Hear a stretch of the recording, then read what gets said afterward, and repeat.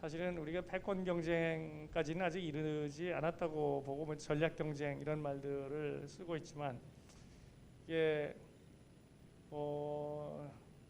그레이엄 앨리슨이 destined for war 그래서 전쟁이 일어날 게 뭐 운명이 지어졌다라는 얘기도 하지만 사실은 한국의 그 역사적인 경험을 보면은 패권이 넘어가서 세력 전이가 일어날 때 적응을 제대로 못했기 때문에 굉장히 고생을 했던 게 한국의 역사였기 때문에 일본의 도요토미가 통일하고 명은 가라앉을 때 결국 임진왜란이 일어났고 명청이 중국에서 바뀔 때 그 병자호란이 일어났고 또 일본이 다시 성에서 청나라는 약해질 때 청일전쟁이 일어나고 그런 역사적인 경험들을 했습니다. 뭐 그것이 지금 현대 시대에 그대로 적용이 되지는 않습니다.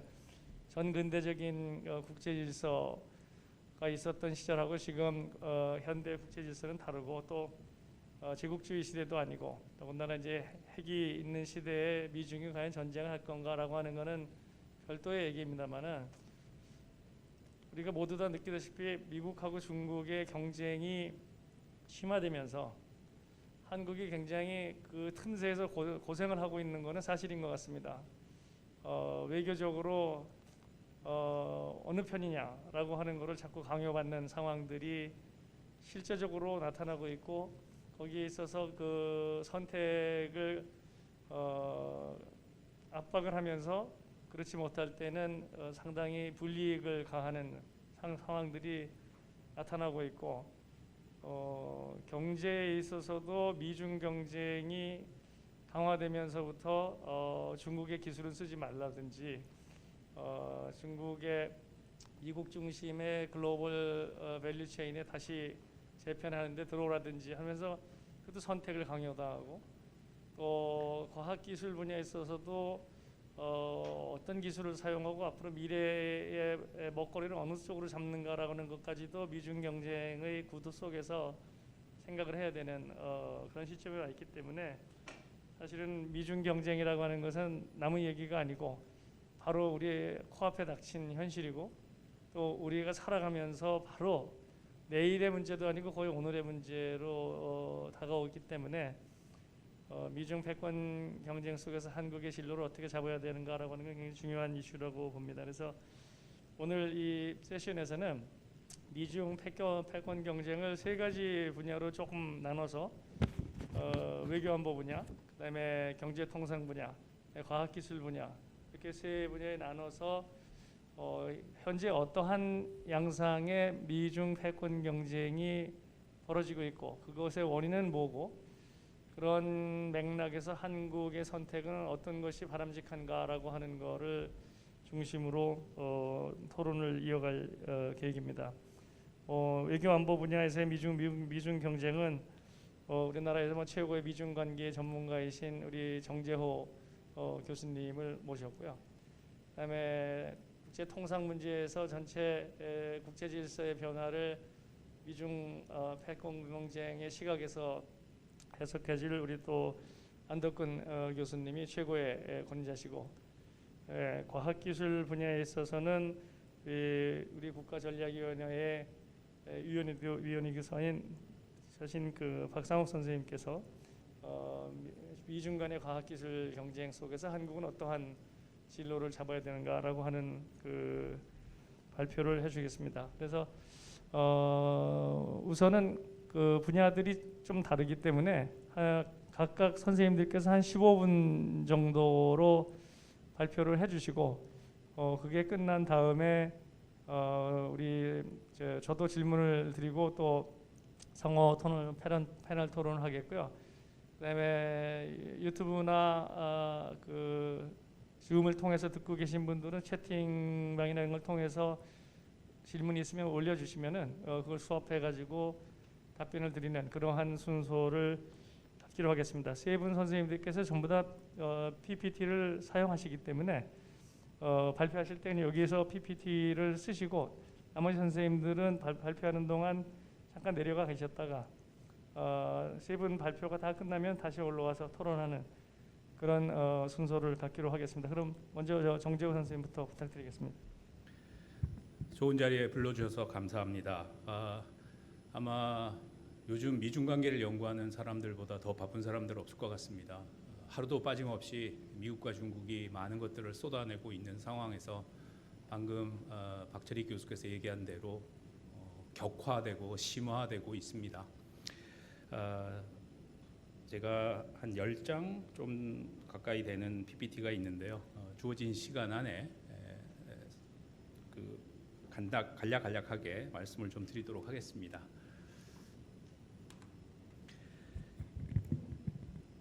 우선 한 두 개의 PPT는 도대체 뭐가 일어나고 있었는지에 대한 잠깐 얘기를 드리겠습니다. 특히 트럼프 이후에 미중 관계가 급속도로 변화되었기 때문에 2017년을 기점으로 좀 말씀을 드리면 2001년에 미국이 중국의 WTO 가입을 동의했었습니다. 그때 당시에 시장 경제와 민주 체제로 중국이 점진적으로 수렴할 것이라고 믿었었고 많은 지원을 했었죠. 근데 20년이 채 안 된 시점에서 미국이 내린 결론은 중국이 시장 경제 체제와 민주 체제로 수렴하고 있지 않다. 그렇기 때문에 미국이 접근을 바꿔야겠다. 뿐만이 아니라 중국은 자기네들 말로 그 샤프 파워 레이리량이라고 하는데요.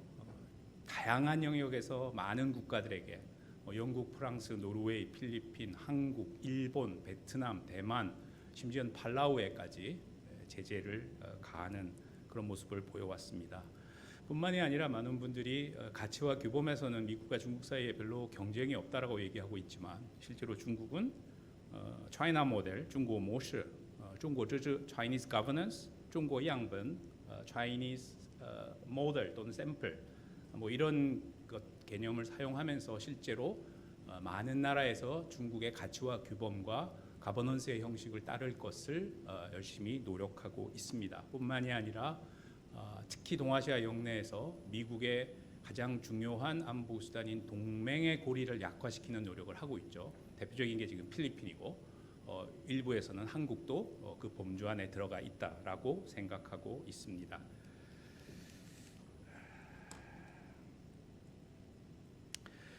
뿐만이 아니라 미국과 중국 사이에는 극도로 인식의 악화가 일어나고 있습니다. 지금 보시는 슬라이드는 미국에서 가장 널리 공신력 있는 기관으로 인정받는 퓨 리서치 센터에서 한 미국인들이 중국에 대해서 갖고 있는 인식을 오랜 기간 보여주는 패널 데이터인데 이 진한색으로 표시된 것은 미국인들이 중국에 대해서 비우호적인 인식을 갖고 있는 비율, 노란색은 우호적인 인식의 비율입니다.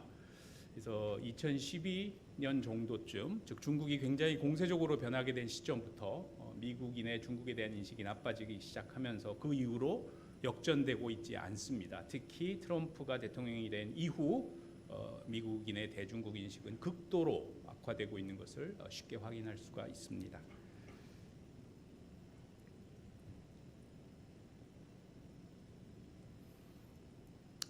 그래서 트럼프 시기에 와서 미국은 기본적으로 지금까지 중국에 대해서 취했던 정책이 잘못되었다고 생각하고 미국은 소위 전 정부적 그리고 전 사회적 접근을 하고 있습니다.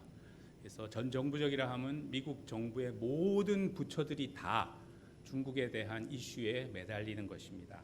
지금은 그만뒀지만 한때 국방장관을 했던 셰너헌 장관은 디펜스 디파트먼트 국방부의 일은 China and China라고 얘기할 정도였습니다. 그리고 소위 이제 널리 알려진 인도 태평양 전략을 통해서 많은 분들이 이 전략이 처음 나왔을 때 내용도 별로 없고 뭐 피벗 전략의 오바마 정부 시절 피벗 전략의 트럼프 버전이 아니냐라고 했지만 이제 국방부나 국무부에서 나온 인도 태평양 전략의 보고서를 읽어보면 그 내용이 얼마나 촘촘하게 짜여지기 시작하는지를 우리가 볼 수가 있습니다. 그리고 미국이 가장 부족하다고 여겼던 중장거리 육상 발사 중장거리 미사일 그 조약에서 미국이 작년 8월에 탈퇴하죠. 그리고 벌써 1년의 기간 동안 엄청난 재원을 투자해서 그동안 미국은 개발할 수 없고 배치할 수 없었던 육상 발사 미사일들을 개발하고 있습니다. 또 나중에 아마 과학기술 경쟁에서 나오게 되겠지만 화웨이를 중심으로 하는, 그 이전에는 쫑싱도 있었고 이제는 뭐 다양한 SNS까지를 포함하는 그러한 캠페인들을 미국 정부가 벌이고 있습니다. 흥미롭게도 트럼프의 그 지난 4년의 치적과 관련해서 많은 부정적인 평가가 있습니다. 그러나 흥미롭게도 워싱턴 일각에서는 한 20년쯤 지나서 최소한 대중국 정책에 있어서는 트럼프가 긍정적 평가를 받지 않을까라는 추측까지도 나오고 있습니다. 예컨대 레이건 대통령의 8년의 기간 동안 소련에 대한 접근이 궁극적으로 소련의 붕괴를 야기했다라고 하는 평가와 비슷한 의미가 되겠죠. 자, 그러면 2020년 현 시점으로 좀 가보도록 하겠습니다. 정말 돌연히 찾아온 코비드-19, 이건 굉장히 그 대표적인 비전통 안보의 문제입니다. 사람의 인명이 달려 있고 초국가적인 협력이 필요한 이슈임에도 불구하고 미국과 중국은 협력을 하고 있지 않습니다. 중국식 말을 빌리자면 동조공지, 같은 배를 타고 거친 풍랑을 거쳐 헤쳐나가기를 국제사회는 미국과 중국에 대한 기대를 했었는데, 미국과 중국은 이와 관련해서 협력하고 있지 않고 하드 시큐리티 부분이나 다른 이슈에서 아주 치열하게 첨예하게 대립하고 있습니다. 심지어 WHO와 100몇십 개국이 함께 협력해서 치료제와 백신 개발에 참여하는 코백스 프로그램에 미국과 중국은 각각 참여하지 않고 있습니다. 그리고 각각 독자적인 백신 치료제 개발과 확보에 노력을 하고 있죠. 그래서 대체로 우리가 국제 정치에서 비전통 안보 문제, 특히 퍼블릭 헬스 문제는 국가 간의 협력을 추동한다고 봐왔었는데, 코비드 19을 통해서 바라보기에는 미중 간에는 그러한 현상이 일어나고 있지 않다. 오히려 코비드 19 사태를 통해서 미국과 중국의 규범과 가치의 경쟁이 보다 더 첨예해지고 있다라고 하는 것입니다. 다르게 말하자면 국가 주도의 위기 관리 체제와 민간 시장 주도의 위기 관리 체제의 근본적인 승자가 누구냐라고 하는 것이 코비드 19 사태가 다 끝나고 나면 평가가 될 것이기 때문입니다. 이러한 그 가치와 규범의 경쟁 속에서 미국과 중국과 또 미국과 중국을 지지하는 서로 다른 국가군들이 편을 나누고 있습니다. 다음에 그림을 한번 보시죠. 이것은 콘라드 아데나우 재단에서 작성한 그림입니다. 그래서 여러분이 아시다시피 지금 미국과 중국 사이에 벌어지고 있는 가치와 규범의 문제에서 굉장히 최전선에 선 문제가 홍콩과 신장 문제입니다. 그래서 홍콩에서의 민주 체제를 이제 지지하는 나라들과 반대로 중국의 홍콩 정책을 지지하는 나라들이 유엔 인권이사회에 각각 지지하는 결의안들을 제출했습니다. 또 신장 위구르족에 대한 중국의 탄압을 반대하는 국가들과 지지하는 국가들 역시 유엔 인권이사회에 이런 것을 내어나왔습니다. 이 그림의 초록색으로 표시된 것은 바로 영국이 대표 발의국으로 중국의 정책을 반대하는 결의안을 낸 것에 서명한 국가들을 표시하고 있고요. 빨간 표시는 홍콩 또는 신장 또는 홍콩 신장에 다 중국 정책을 지지하는 국가들을 표시합니다. 당연히 수적으로는 중국의 정책을 지지하는 나라가 훨씬 많습니다. 그러나 국제 정치에서의 유의미한 영향력을 가진 나라로 꼽자면 초록색 국가가 더 많습니다. 과연 이러한 그 영향력과 이 세력의 경쟁이 앞으로 어떻게 펼쳐질지를 보여주는 하나의 중요한 단초라고 생각이 됩니다. 몇 개의 중요한 문서와 중요한 발언들을 통해서 미중 간에 도대체 어떤 얘기들이 오고 가 있는지를 조금 예를 들어 드리겠습니다. 2017년에 트럼프 정부가 들어선 이후에 최초의 백악관이 내놓은 국가안보 보고서의 맥을 잇는 중국만 다루는 보고서가 금년 5월 20일 날 나왔습니다. 미국의 중국에 대한 전략적 접근이라는 제목의 보고서인데요. 그야말로 대중국 전략 접근 정책에 대한 끝판왕 문서라고 생각하시면 되겠습니다.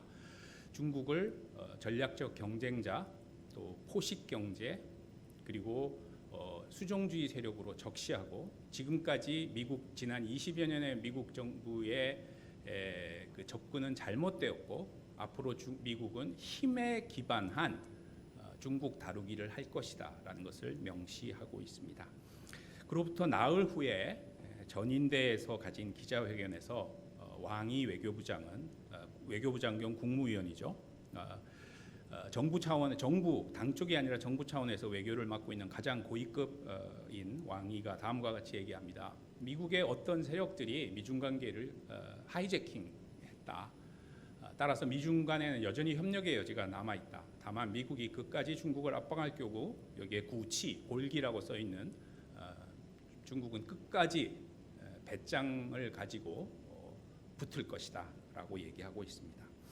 또 하나 굉장히 중요한 문서가 7월 8일 날 국무부에 의해서 발표됩니다.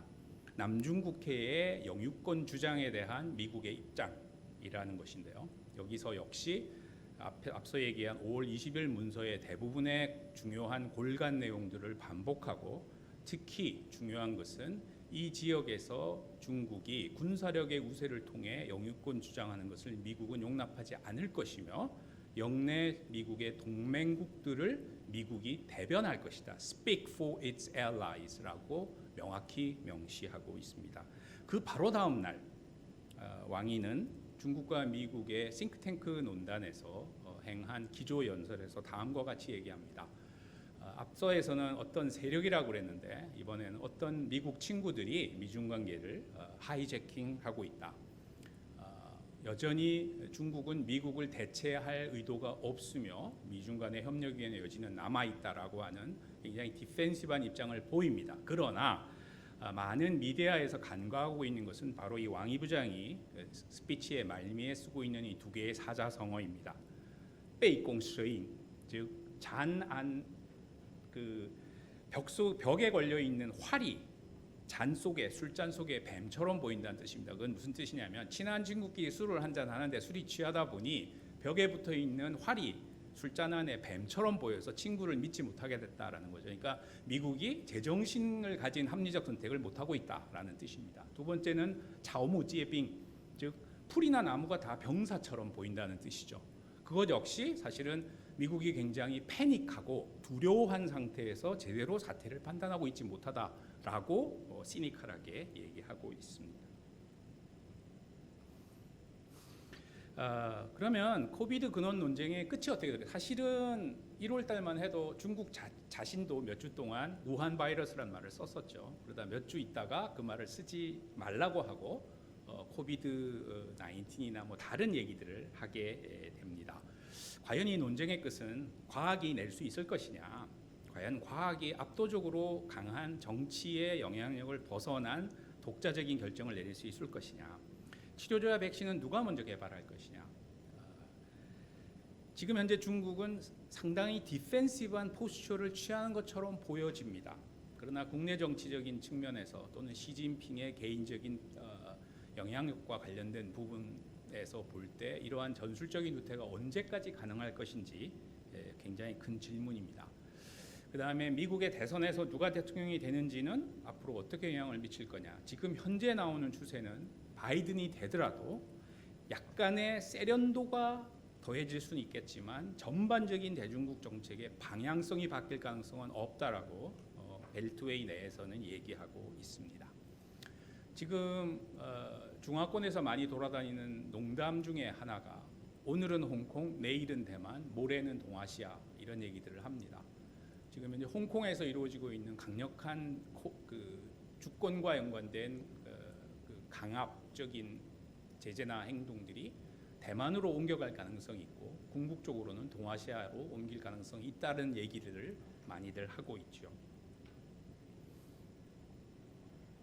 마지막으로 한국과 관련한 얘기를 하겠습니다. 정말 한국이 뭘 해야 되느냐를 이렇게 공개적으로 유튜브에서 제가 다 말씀드리긴 어렵고요. 앞으로 어떤 현안들이 등장할 건지만 간단하게 말씀드리겠습니다. 우리 정부는 지금 시진핑 방안을 목매고 기다리고 있습니다. 그러나 2013년, 14년, 15년 박근혜, 시진핑의 오고 갔던 그 당시에 이보다 더 좋을 수는 없다던 한중 관계, 너무나 강력한 우정을 과시했던 두 지도자, 결국은 사드 문제가 어떻게 됐는지를 본다면 지도자의 만남이 정말 엄청난 결과를 만들어낼 수 있을까? 지도자가 바뀌거나 지도자 한 사람에 의해서 국가 이익이 바뀔 수 있을까라는 질문을 한다면 우리가 조금 더 냉정해질 필요가 있고, 항상 서밋 디플로마시가 생길 때 작은 나라가 큰 나라에게 선물을 하는 경우가 많습니다. 우린 과연 어떤 선물을 준비할지에 대해서 좀 냉정한 그 접근이 필요할 것 같다. 또 미국도 마찬가지로 우리에게 G11 또 G10 가입을 요구하고 있는데, 지금 이게 명확치는 않지만 가입이 실제로 된다면 그 가입에 따라오는 프라이스 태그는, 가격표는 어떻게 될 것인지에 대한 고민도 필요할 것 같습니다. 화웨이, 지금 요즘 언론이 계속 앞으로 삼성과 하이닉스에 대해서 어떤 전망이 될 거냐에 대한 여러 가지 얘기들을 하고 있죠. INF, 아까 말씀드린 미국이 중장거리 육상 발사 미사일을 개발하고 배치하게 되면 아마도 내년 중반기가 되지 않을까 싶은데요. 한국은 그 배치를 미국이 원하는 후보지 중에 하나입니다. 과연 우리는 어떻게 이것을 현명하게 헤쳐나갈 것인지. EPN, 지금 많이 얘기되고 있는 경제 번영 네트워크, 이코노믹 프로스페리티 네트워크, 즉 글로벌 밸류 체인을 중국을 배제한 상태에서 미국이 새로 짜겠다. 그거에서 우리는 어떤 입장을 취할 건지. 마지막으로 이제 인도태평양 전략에서 지금 가장 두드러지고 있는 구조가 미국, 일본, 호주, 인도를 엮는 쿼드입니다. 근데 미국은 이제 여기에 쿼드 플러스, 그래서 한국도 들어와주면 좋겠다라는 얘기들을 하고 있는데, 여기에 대해서는 우리가 어떤 입장을 할지.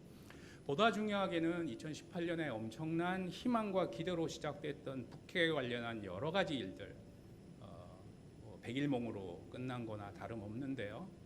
이런 소강 상태가 계속될 수가 없습니다. 왜냐하면 북한은 결국 SLBM이나 ICBM의 모습을 보여야 협상을 이어나갈 수 있을 것이고, 이것은 결국 미국의 영린을 건드리게 될 것입니다. 아마 대선이 끝나고 나면 북핵 문제에 대한 지난 3년 동안 우리가 계속 유예했던 결산 보고서가 날라오게 될 텐데, 이것을 어떻게 해결할 것인지. 최근에 밥 우드워드의 새로운 책 내용과 관련해서 엄청나게 무시무시한 모골송련한 얘기들이 오가고 있는데, 과연 우리가 우리의 동의 없이는 한반도에서 절대 전쟁이 없다는 말만 하면 정말 전쟁이 안 생길 것인지에 대한 정말 진지한 반성이 필요하다고 생각합니다. 저는 기본적으로 이러한 포럼이나에 대해서 굉장히 긍정적인 생각을 갖고 있지만, 지난 10여 년 동안을 보면 과연 이게 얼마나 의미 있는 일들인가라는 생각을 하게 됩니다. 우선은 이렇게 민간 차원에서 진솔한 얘기가 이루어져야 되고, 그 다음에 그 얘기가 제대로 위에 전달되어야 하고, 그 전달된 얘기가 위에서 정책에 반영돼야 하고, 반영된 정책이 제3국에 통해야 합니다. 그게 4분의 4죠. 근데 지금 한국에서 지난 10년 가까이 일어나고 있는 일은 4분의 1만 계속 반복하는 것 같습니다. 과연 이거를 어떻게 깰 수 있을까요? 제가 갖고 있는 고민은 거기까지입니다. 감사합니다.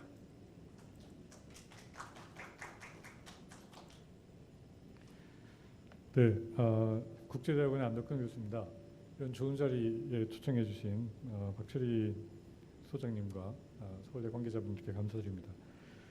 저는 이 미중 문제에 관련해서 이 경제 통상에 치중을 해서 지금 일어나고 있는 일을 간단하게 좀 설명을 드리겠습니다. 우리가 지금 미중 간에는 경제 전쟁이 이미 이제 시작이 됐는데, 이 경제 전쟁이라고 하는 거의 촉발이 사실은 기술 보호 제대로 안 한다라는 그 301조가 시작입니다. 이거 하나로 지금 이렇게까지 문제가 번져 있는데요. 중국의 지재권 보호가 잘 안 된다는 얘기가 그럼 그렇게 놀라운 얘기냐? 지난 20년 동안 미국은 매년 스페셜 301조 보고서에서 지재권 보호가 안 된다는 얘기를 해왔었는데, 트럼프 대통령이 들면서 2017년 8월에 301조 조사를 개시를 합니다. 이 301조는 WTO가 만들어지면서 미국이 일방적으로 이 조치를 못 쓴다라고 다들 이해를 하고 있었는데, 이 조치가 시작이 되고 났는데, 원래 이게 그냥 계속 갔던 건 아니고요. 처음에 미국은 이 중국의 지재권 보호 문제를 WTO에 처음에 소송을 걸었습니다. 이게 바로 DS 542번이라고 하는 이 소송을 걸었다가, 걸게 되니까 유럽이 바로 나도 동의한다, 똑같은 문제가 있다 그래서 유럽도 같이 소송을 겁니다.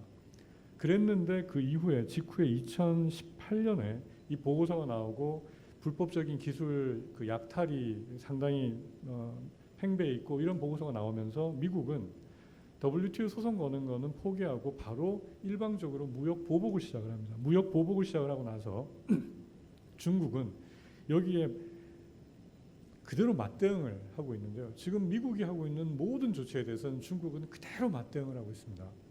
이렇게 맞대응이 시작이 되면서 중국은 맞대응을 했을 뿐만이 아니라 미국이 불법적인 관세 부과를 한다 그래서 여기에 대해서 또 WTO에 소송을 겁니다. WTO 소송을 이 중국은 3건이나 소송을 걸게 되는데요. 이 똑같은 이 3건을 걸게 된 게 뭐냐면 미국이 기억하시겠지만 트럼프 대통령이 처음에 관세 부과를 하니까 중국이 맞받아치고 미국에서 이거에서 더 화가 나서 더 올리게 되고 또 맞받아치고 이 계속 이렇게 이제 수위가 높아지면서 똑같은 조치에 대해서 소송을 3개나 걸었는데요. 아는 말씀을 이렇게 드리는 이유가 어제 저녁에 WTO에서 판결이 나왔습니다. 이 첫 번째 미국을 상대로 중국이 소송을 건 이 케이스, 이 DS 543번이라고 하는 이 케이스의 판결이 나왔는데 미국이 패소했습니다. 지금 미국은 이렇게 또 중국이 WTO 소송을 걸 때 처음에 걸었던 이 소송을 진행을 하지도 않았을 뿐더러 그 이후에 중국이 계속 맞받아치는 문제를 WTO에 들고 간 적이 없습니다.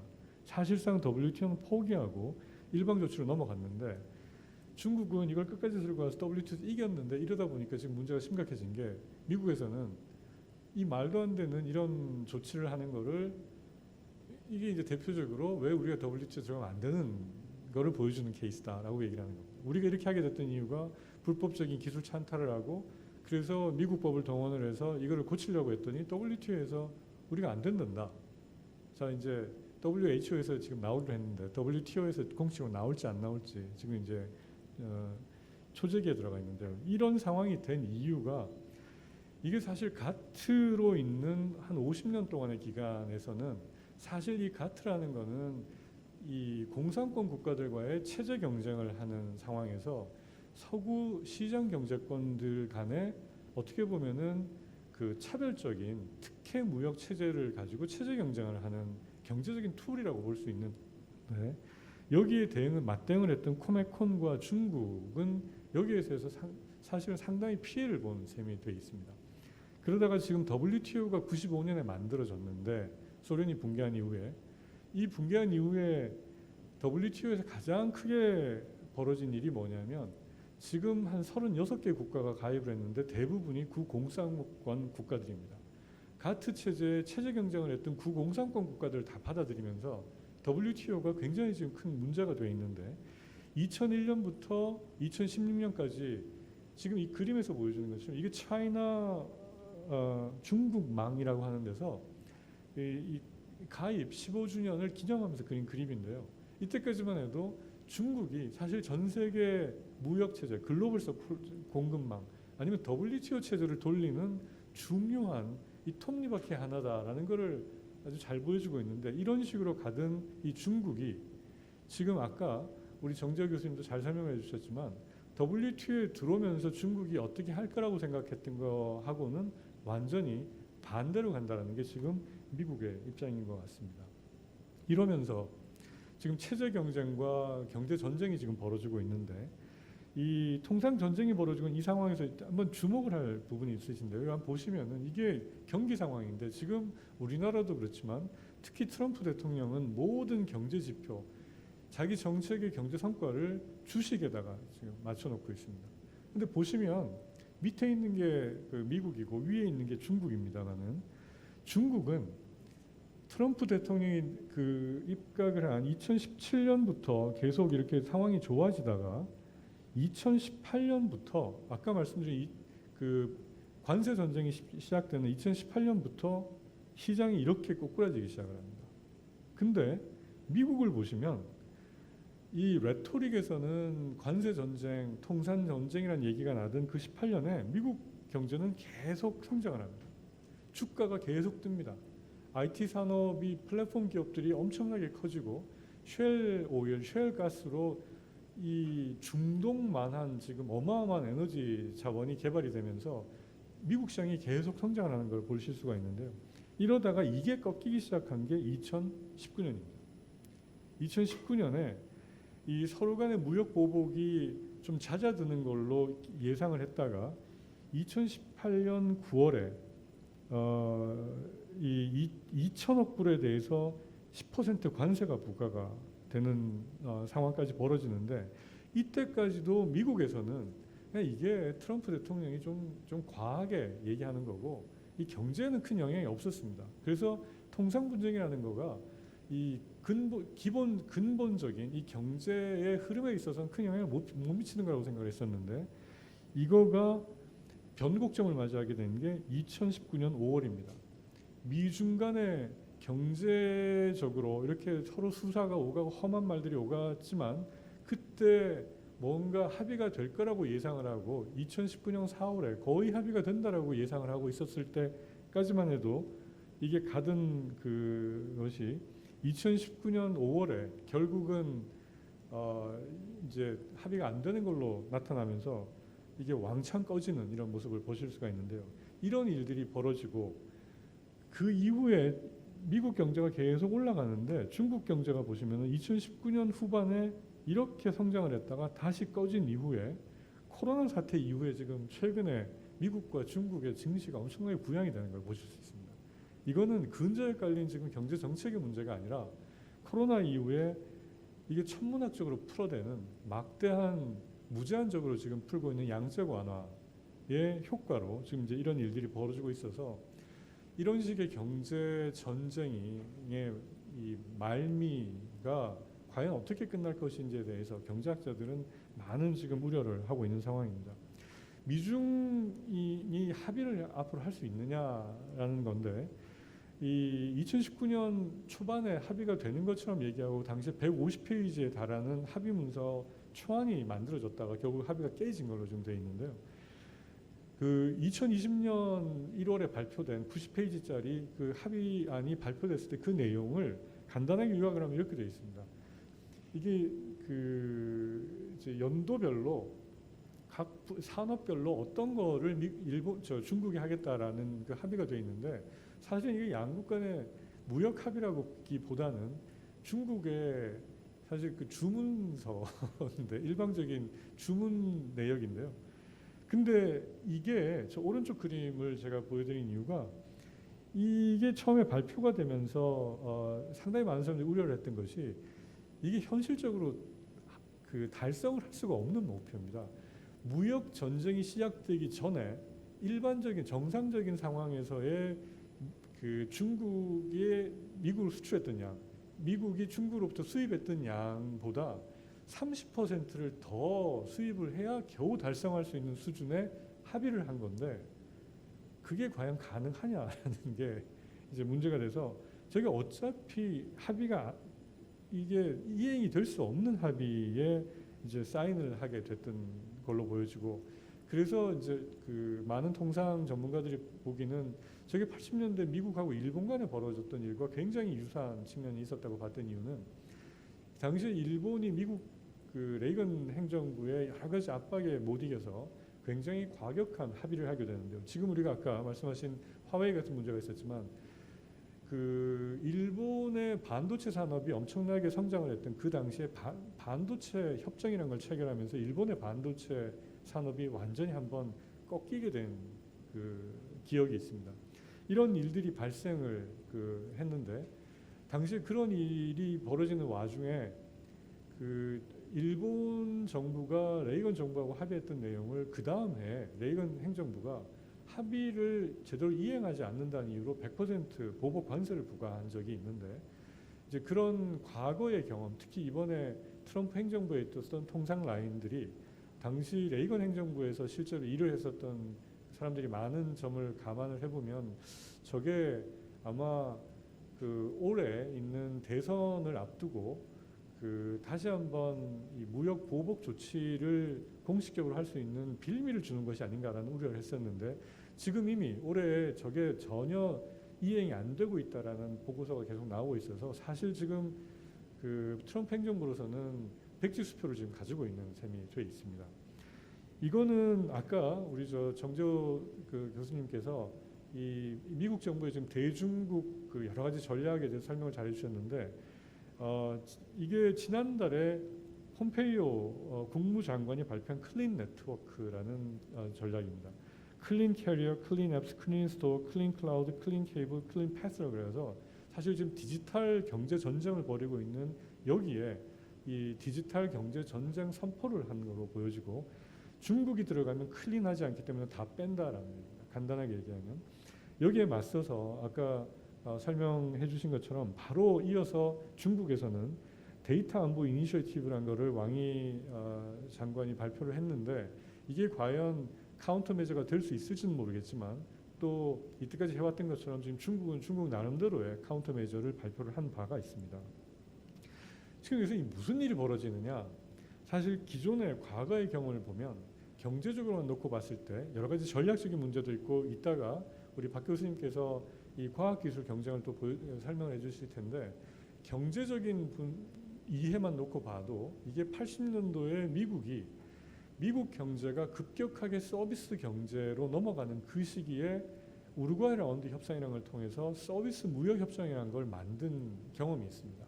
지금 우리가 알고 있는 예를 들면 금융 서비스, 비자 마스터, 플라스틱 카드 하나만 들고 다니면 전 세계에서 다 결제가 되고 월마트 같은 이런 거대 유통 회사들로 그 이 유통망이 다 바뀌고 이 항공 운수 서비스라든가 법률 서비스라든가 우리가 지금 사실 누리고 있는 대부분의 생활의 틀을 갖춘 이 서비스 경제의 형태가 80년도에 미국의 서비스 산업이 급격하게 글로벌화되는 계기가 됐는데 그게 우루과이 라운드를 통한 서비스 무역 협정을 통해서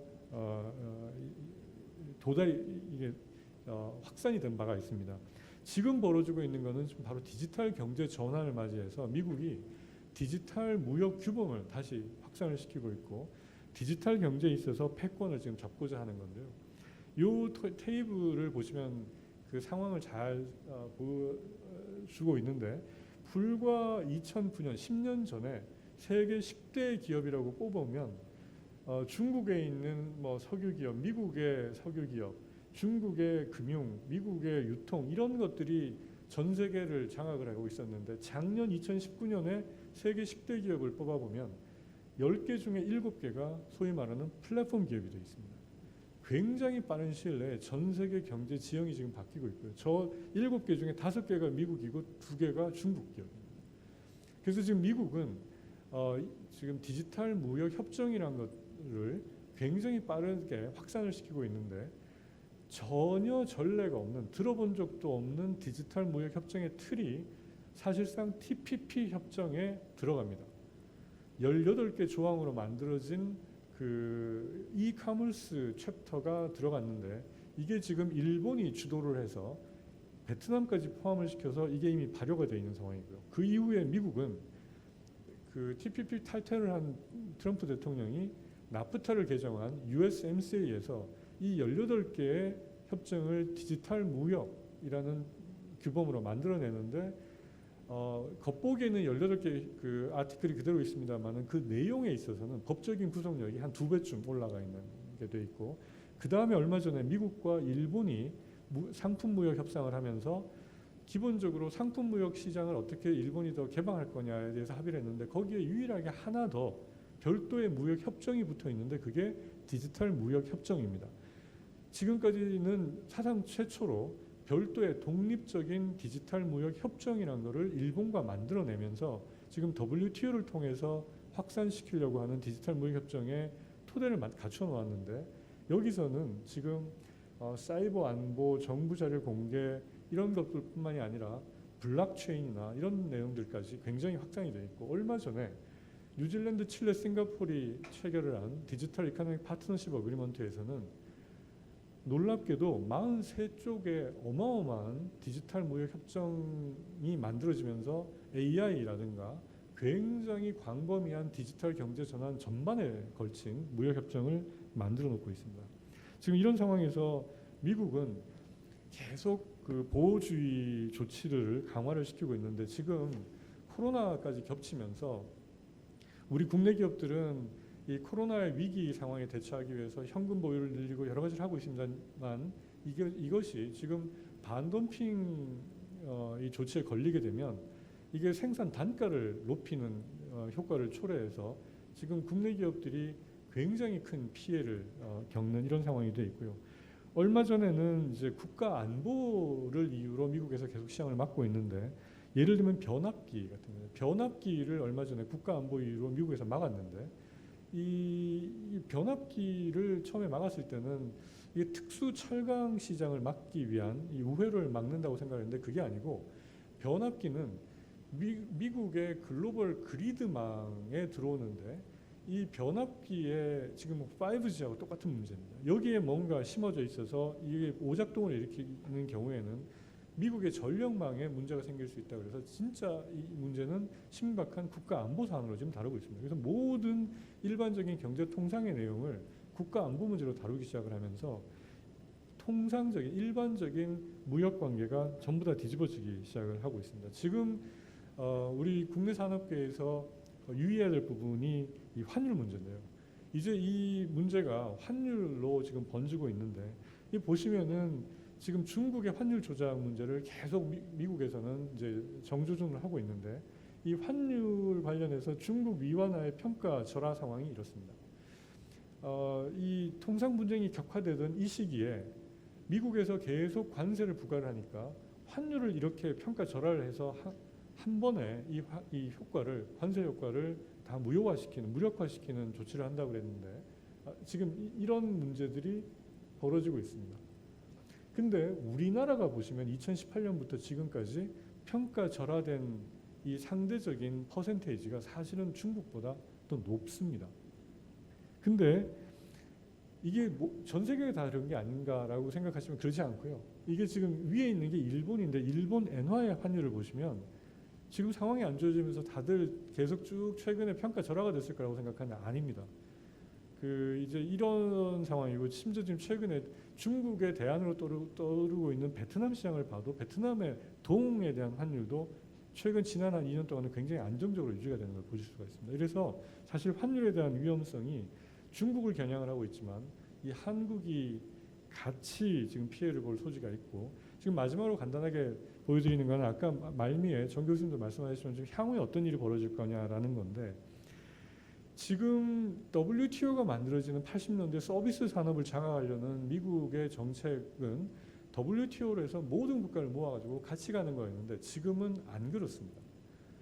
디지털 시장의 디지털 산업의 전쟁이 벌어지면서는 중국을 배제를 시켜야 되기 때문에 WTO를 통해서 중국과 같이 가는 것이 아니라 아마 지금 민주당으로 넘어가게 되면 아마 지금 얘기하는 EPN을 지금 TPP를 복원하는 틀로 만들 확률이 높지 않을까 싶은데 이미 USMCA로 만들어져 있고 지금 미국이 EU랑 지금 무역 협상을 하고 있는데 일본은 EU랑 무역 협상을 지금 타결을 했고요.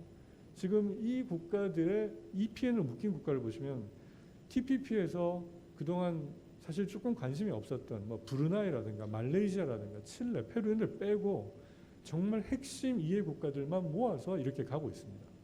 그래서 지금 디지털 무역 전쟁은 이렇게 판을 가르고 있는 지금 모양이 나타나고 있는데 이 상황에서 한국 산업계가 한국 경제계가 어디로 입장을 맞춰야 될지 아까 정 교수님 말씀하신 똑같은 문제를 산업계에서도 한번 심사숙고해야 될 상황이라고 생각을 합니다. 간단한 발표 마치겠습니다. 감사합니다.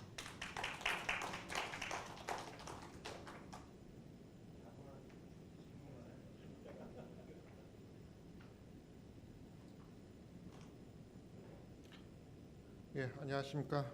자연과학대학 지구환경과학부 하고 과학사 및 과학철학협동과정에서 과학기술정책 전공하고 있는 박상욱입니다.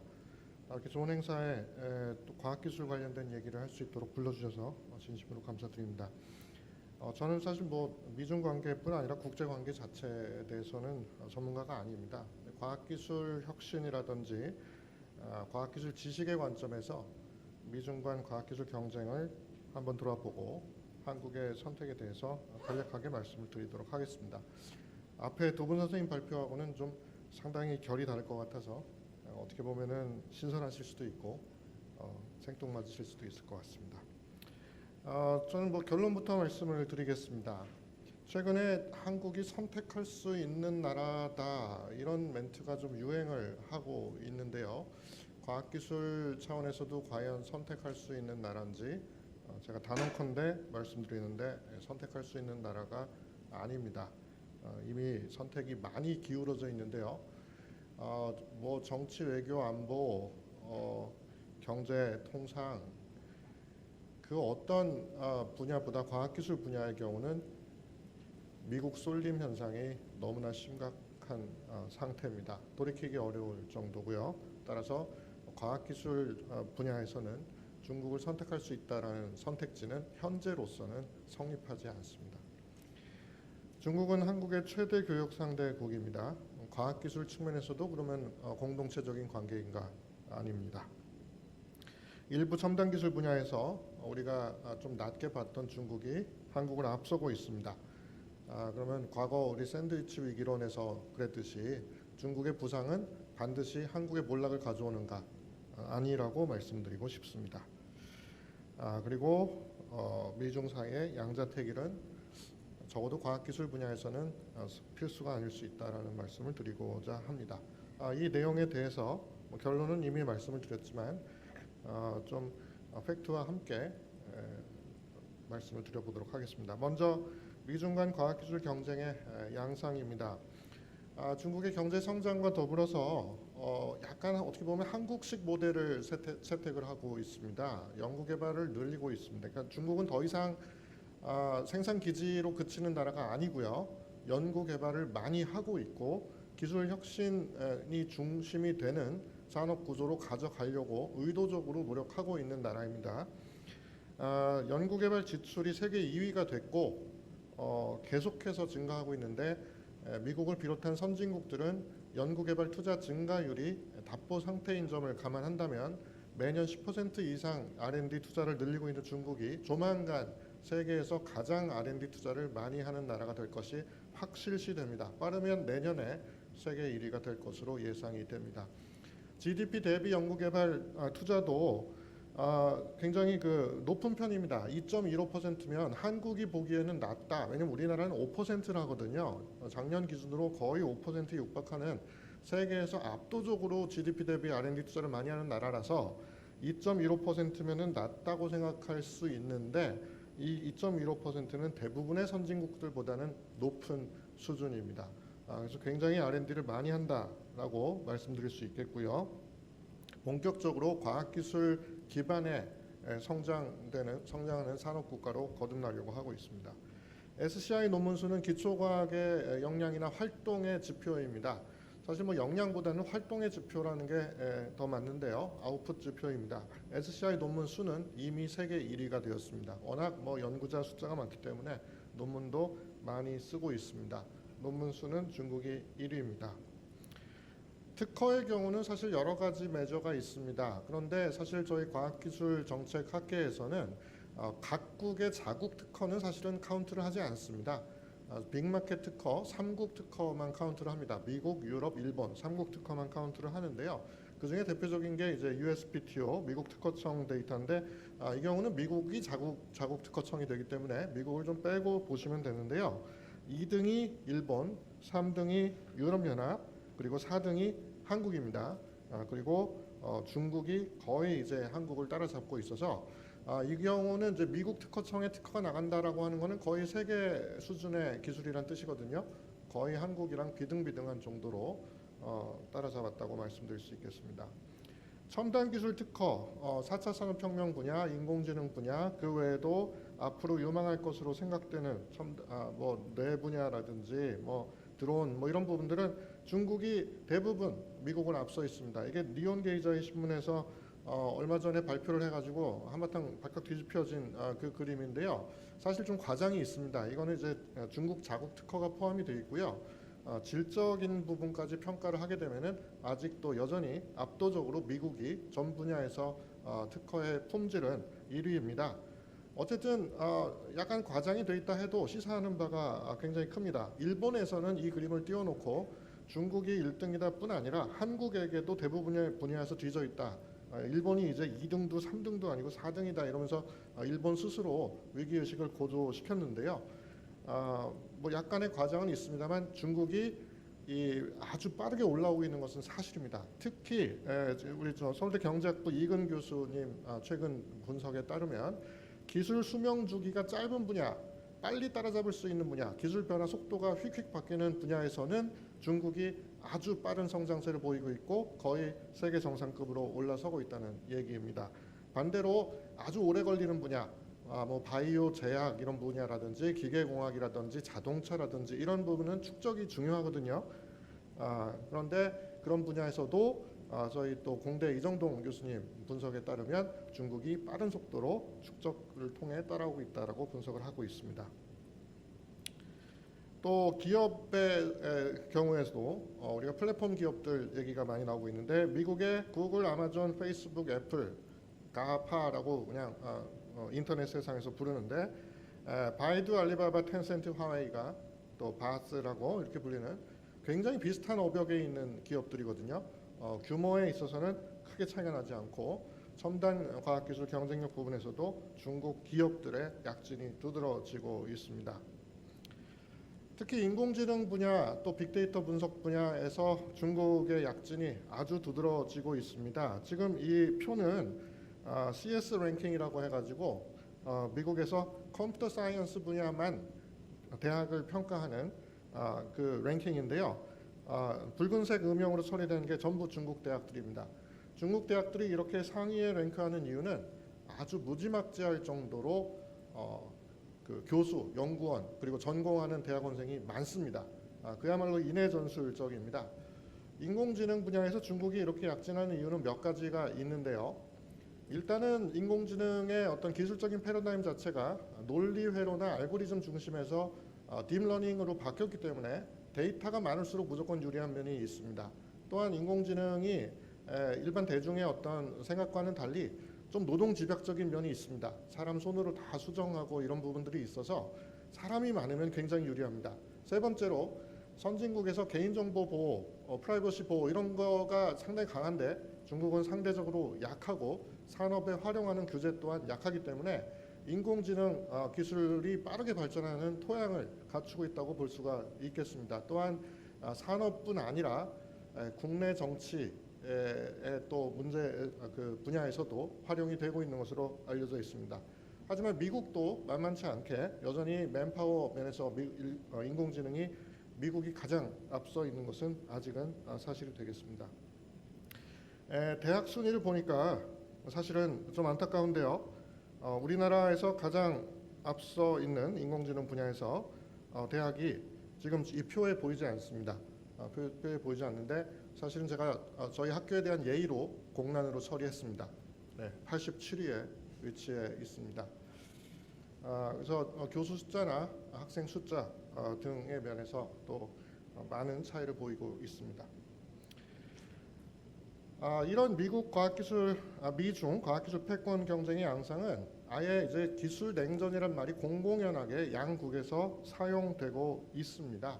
그래서 기술 냉전 시대가 맞다고 볼 수가 있겠습니다. 최근 과학기술 관련 미중 갈등은 주로 미국이 견제를 하고 있기 때문이고요. 화웨이 같은 경우에 이미 제재가 들어갔고 화웨이의 경우는 여러 가지 관점이 있습니다만 뭐 이 차세대 통신 기술이다라든지 백도 논란 이런 것도 있습니다만 5G 이후의 통신 장비는 결국에 데이터 수집 장치라고 보실 수 있거든요. 빅데이터 경쟁이다, 데이터 경제에서의 주도권 싸움이다 이렇게 보실 수도 있겠습니다. 화웨이에 제재를 하면 이제 반도체 기업들이 화웨이에 반도체를 팔 수 없는 상황이 됩니다. 그러니까 삼성, 하이닉스, 퀄컴, 마이크론 이런 기업들이 화웨이에 반도체 납품을 할 수 없게 됐습니다. 이미. 그러면은 이제 중국 화웨이 입장에서는 당연히 그럼 중국 업체한테 자국 내에서 반도체를 구하면 되지라고 생각을 하게 되는데 이제 SIMC라고 하는 중국 최대의 반도체 파운드리 기업도 제재 대상에 올릴까 말까 하고 있는 중이기 때문에 반도체까지 제재가 들어가게 되면은 중국의 정보통신 산업 생태계 전반에 타격이 될 것으로 생각이 됩니다. 미국이 물론 중국의 경제적인 이유 등등으로 국가 안보의 이유 등등으로 공격을 가하고 있습니다만 우방국에 대해서 이렇게까지 공격한 적이 없다는 것을 감안하면 미국이 중국을 좀 떨어뜨려 놓으려는 생각을 먹었다라고 얘기할 수 있겠습니다. 사실은 미국과 중국은 아직까지도 과학기술 분야에서는 최대 협력국입니다. 지금 이 옆에 그래프를 보시면 네이처 인덱스에서 피지컬 사이언스 분야의 국제 협력 연구의 양상을 보여주고 있는데요. 그 어떤 두 나라보다 미중 간의 공동 연구가 많다는 걸 알 수 있습니다. 그러니까 공저로 쓰는 논문이 많다는 것입니다. 그리고 비교적 최근까지도 예를 들어 2010년대 전까지만 해도 미중은 밀월 관계였고요. 미국이 설계하고 디자인드 바이 애플, 디자인드 바이 나이키 하고 메이드 인 차이나 이렇게 해가지고 세계 시장을 다 석권을 해온 게 일종의 분업 관계였고요. 또 중국 제품이 값이 싸다 보니까 중국의 공산품을 수입해서 미국 물가 상승을 억제했고요. 중국 자본이 미국 부동산이나 테크 기업에 투자함으로써 또 자본에 대해서도 또 공생 관계에 있었고 또 국채도 마찬가지죠. 또 특히 우수 인재들이 미국에 많이 유학하고 또 미국 기업에 취업하면서 상당히 미국에도 득이 됐던 게 사실입니다. 사실상 미국이 중국을 크게 도와주고 있었다는 것인데 제 생각에는 아마도 중국이 이렇게 고도로 자유시장 경제가 발전하면 미국 주도의 자유주의 세계의 일원이 될 것으로 기대한 게 아닌가 생각이 됩니다. 무슨 얘기냐면 냉전이 끝나고 소련이 이제 분해돼서 그 이후로 소련식의 기술 경제 패러다임이 없어지고 그것이 이제 미국 주도의 기술 경제 패러다임으로 대체됩니다. 예를 들어서 에어 차이나가 쓰던 비행기가 튜폴레프에서 보잉으로 바뀌고 그런 얘기거든요. 완전히 이제 미국 주도의 기술 경제 패러다임으로 갈아타면서 중국은 어떤 의미에서는 새로 시작하는 입장이었고 미국으로부터 일본, 한국으로 이어지는 서쪽에서 동쪽으로의 과학기술 지식의 흐름에 어떤 종착역으로서의 위치를 자임했어야 되는 상황입니다. 즉 중국은 미국 기술, 미국의 과학기술 지식을 열렬히 추격해야 되는 입장에 놓여 있었습니다. 그러나 이제 중국이 생각보다 빠르게 경제 산업 성장을 했고 미국을 위협하는 위치까지 올라오고 특히 일자리 문제 등 또 보신 바와 같이 트럼프의 리쇼어링 운동 또 미국의 애국적 소비 운동 이런 것과 맞물려서 견제가 상당히 심하게 들어가고 있는 것으로 보입니다. 마지막으로 이제 한국의 선택에 대해서 말씀을 드리겠습니다. 이 그래프는 1982년부터 최근까지의 한국의 R&D 투자를 그래프로 그린 것입니다. 많이 보셨던 그림일 것 같은데요. 제가 지금 드리고자 하는 말씀은 뭐냐면 비교적 최근이라 할 수 있는 90년대 초까지 R&D를 별로 많이 한 나라가 아닙니다. 한국은. 김대중 정부 때 연구개발 투자가 크게 늘어났고요. 그 뒤로는 아시는 바와 같이 세계에서 가장 R&D를 많이 하는 나라 중에 하나가 되었는데요. 90년대 이전까지 전통 산업의 산업화를 마친 뒤에 우리가 연구개발 중심으로 첨단 산업 국가로 거듭나는 동안에 과연 우리나라의 과학기술 지식은 어디에 의존하고 있었을까요? 저는 미국에 사실상 의존하고 있었고 미국의 과학기술 성과, 과학기술 지식 축적을 공유했다라고 생각합니다. 말하자면 과학기술 동맹이었다는 것이죠. 그리고 이 과학기술 동맹의 경우는 기초연구라든지 학문 후속세대 양성, 교수 요원 양성 측면에서 절대적으로 의존관계를 낳았습니다. 서울대학교 이공계 교수 중에 70%가 넘는 교수가 미국 박사입니다. 중국 박사는 단 한 명도 없습니다. 사실 서울대학교 전체의 내국인 교수 중에 중국 박사가 2분밖에 안 계십니다. 그 정도로 이 지식 공동체 측면에서 봤을 때 미국에 대한 의존도가 아주 강하다라고 말씀드릴 수가 있겠습니다. 사실상 미국이 원천인 과학기술 지식을 바탕으로 우리가 이 첨단 과학기술 산업화를 이루었다라고 말씀드릴 수가 있겠습니다. 기술 도입의 측면에서도 마찬가지인데 우리가 일본에서 기술 도입을 많이 했을 것이다라고 생각하시는 경우가 많은데 보시는 바와 같이 기술 이전 우리가 기술을 돈 주고 도입해오는 상대국 역시 미국이 압도적으로 1위이고 한 번도 뒤집힌 적이 없으며 비교적 최근까지도 기술 도입은 미국으로부터의 기술 도입이 많습니다. 또한 과학기술, 기초과학 R&D에서도 미국과의 공동 연구가 물론 2위가 중국입니다만은 압도적으로 많습니다. 그래서 과학기술 다른 분야보다도 과학기술 분야는 미국하고 거의 한 몸이나 가깝다라고 말씀드릴 수가 있겠습니다. 그럼 우리나라가 어떻게 산업 발전을 해왔는지 산업 관점에서도 짧게 말씀을 드리겠습니다. 우리나라가 철강이나 자동차, 조선, 석유화학, 섬유 이런 전통 산업 분야에서 산업화를 마무리한 이후에 90년대부터는 미국 주도의 정보통신 기술 혁신과 4차 산업혁명, 이 신경제, 뉴 이코노미에 사실상 편승했고요. 패스트 세컨드 전략으로서 미국이 하던 거, 일본이 하던 거를 빨리 따라붙으면서 우리가 성장해 왔습니다. 반도체 같은 경우는 미국, 일본을 거쳐서 한국이 헤게모니를 잡고 있고, 디스플레이랑 배터리는 일본을 거쳐서 한국이, 스마트폰은 미국과 한국, 최근에 중국, 이렇게 3국이 이 세계 시장을 나누어 가지고 있습니다. 미국으로부터 시작된 과학기술 혁신에 우리가 빨리 따라붙음으로써 상당한 성장을 했다는 뜻이고요. 또 미국이 개념 설계에 강한 데 비해서 한국은 개념 설계 역량은 다소 부족하지만 부품이나 하드웨어를 아주 잘 만드는 공정 혁신에 강한 모습을 보여왔습니다. 우리가 정보통신 경제에서 반도체를 쌀이라고 하지 않습니까? ICT 경제에서 반도체는 쌀이다. 디지털 이코노미에서 반도체를 쌀이라고 한다면 한국은 아주 미국 입장에서 보면은 곡창지대입니다. 우리가 쌀을 아주 싸게 잘 맛있는 쌀을 만들어서 미국에 수출을 해주는 것이죠. 디스플레이나 배터리 같은 이 모바일 시대의 핵심 부품들도 한국이 1위 국가인데 이게 우연이 아니라는 것입니다. 즉 한국과 미국은 첨단 산업에 있어서도 이런 분업 관계, 공동체적인 관계에 있었던 것입니다. 그래서 미국으로부터 일본을 거쳐서 한국으로 흐르는 과학기술 지식의 흐름을 우리가 산업화를 통해서 내재화했고, 그럼으로써 중국으로 최대 수출국이 되는 위치에 이를 수 있었던 것입니다. 재미있는 데이터를 하나 말씀을 드리자면 전 세계에서 의미 있는 규모의 교역량을 가지고 있는 주요 무역국들 중에 대중 대미 동시 흑자국은 딱 두 나라밖에 없습니다. 독일하고 한국입니다. 근데 독일에 비해 한국의 대중 무역 흑자 규모가 훨씬 큽니다. 사실상 중국의 최대 무역 적자국이 한국이고요. 일본 같은 경우는 대중 무역에서 무역 수지가 그냥 똔똔 수준입니다. 플러스 마이너스 제로 왔다 갔다 합니다. 한국이 미국에도 흑자를 보고 중국에도 흑자를 볼 수 있는 이유는 중국과 가까운 거리도 있고 이런 여러 가지 유리한 점이 있었습니다만은 결국 지금 이 그림에서 보여드린 것과 같이 미국으로부터 일본, 한국을 거쳐서 중국으로 가는 서쪽에서 불어오는 과학기술 지식의 산업 적용이라는 측면에서 지금까지 최대 수혜국이었기 때문이고요. 이러한 흐름은 앞으로 단기간 내에는 뒤집혀질 일은 없을 것으로 생각이 됩니다. 마지막 결론을 말씀드리고 마치겠습니다.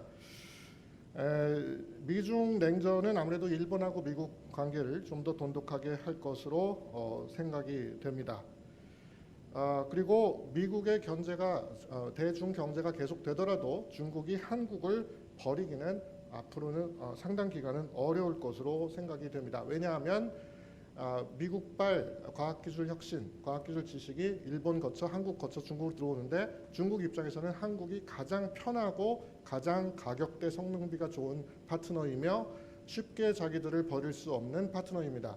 따라서 미국발 지식이라고 하는 것을 지속적으로 아직은 수입할 필요가 있는 중국으로서는 한국을 쉽게 배제하기는 어려울 것으로 생각이 됩니다. 한국의 전략은 일단은 미국과 과학기술 분야에 있어서는 동맹 관계다. 이게 경로 우선성이 있어서 뒤집기가 쉽지 않다는 것은 인정하고 들어가야 될 것 같고요. 화웨이에 대한 제재에는 동참하지 않을 방법은 사실상 없습니다. 화웨이가 그러면 미국의 제재 때문에 망할 것이냐? 여기에 대해서 의견이 분분하고 오늘 아침 신문에까지 여러 가지 의견이 나왔습니다. 그런데 이제 많은 분들이 간과하시는 것 중에 하나가 뭐냐면 기술이라는 것은 대체 불가능한 기술이란 존재하지 않고요. 또한 적절한 인력과 시간과 투자에 의해서 기술이라는 것은 개발을 할 수가 있습니다. 즉 화웨이가 단기간적으로는 굉장한 고통을 받겠지만 결국에는 R&D를 통해서 대체 기술을 찾을 것이고 그렇다면 완전히 망하기 전에 부활할 수도 있습니다. 그래서 화웨이에 대한 제재에 참여해서 뭐 우리 삼성이나 하이닉스가 단기적으로는 10조 원 가까운 손해를 보고 중장기적으로는 반사 이익을 볼 수도 있다, 이런 예측이 있는데 그 두 가지 예측 모두 상당히 섣부른 예측이라고 생각이 됩니다. 중국이 잘하고 있는 분야에서 중국과 제휴가 있을 수 있느냐? 어려울 것 같습니다. 중국은 한국을 과학기술 동맹국으로 보고 있지 않고 경쟁국으로 보고 있기 때문에 인공지능, 빅데이터 등등의 중국이 잘하고 있는 분야에서 한국의 러브콜을 중국이 받을 이유는 딱히 없습니다. 또 산업적인 분업 관계도 아닙니다. 다만 가까운 미래에는 동서간 흐름에 역전 관계는 없을 것으로 생각이 되므로 한국은 아주 많은 걱정을 하지는 않아도 될 것 같고요. 경제적으로 중국과 매우 가깝다고 해서 뭐 경제가 중국이 더 가까우니까 중국을 선택해 버리겠다, 이거는 저는 굉장히 위험한 얘기라고 생각합니다. 과학기술 지식이라는 측면에서 중국에 붙을 수가 없는 상태입니다. 양자택일이 강요되는 경우가 있을 텐데 사안별로 대응하는 것이 바람직할 것으로 생각하고요. 중국이 계속 성장하더라도 한국이 망하는 일은 없을 것이라는 말씀을 드리고 싶고, 마지막 멘트는 굉장히 과학기술 정책하는 사람들이 하는 흔한 얘기로 마무리를 하겠습니다. 사실 거의 클리셰 같은 얘기인데요. 어떤 뭐 이런 양자택일 상황에서 우리가 난처해지지 않으려면 스스로 강할 수밖에 없다.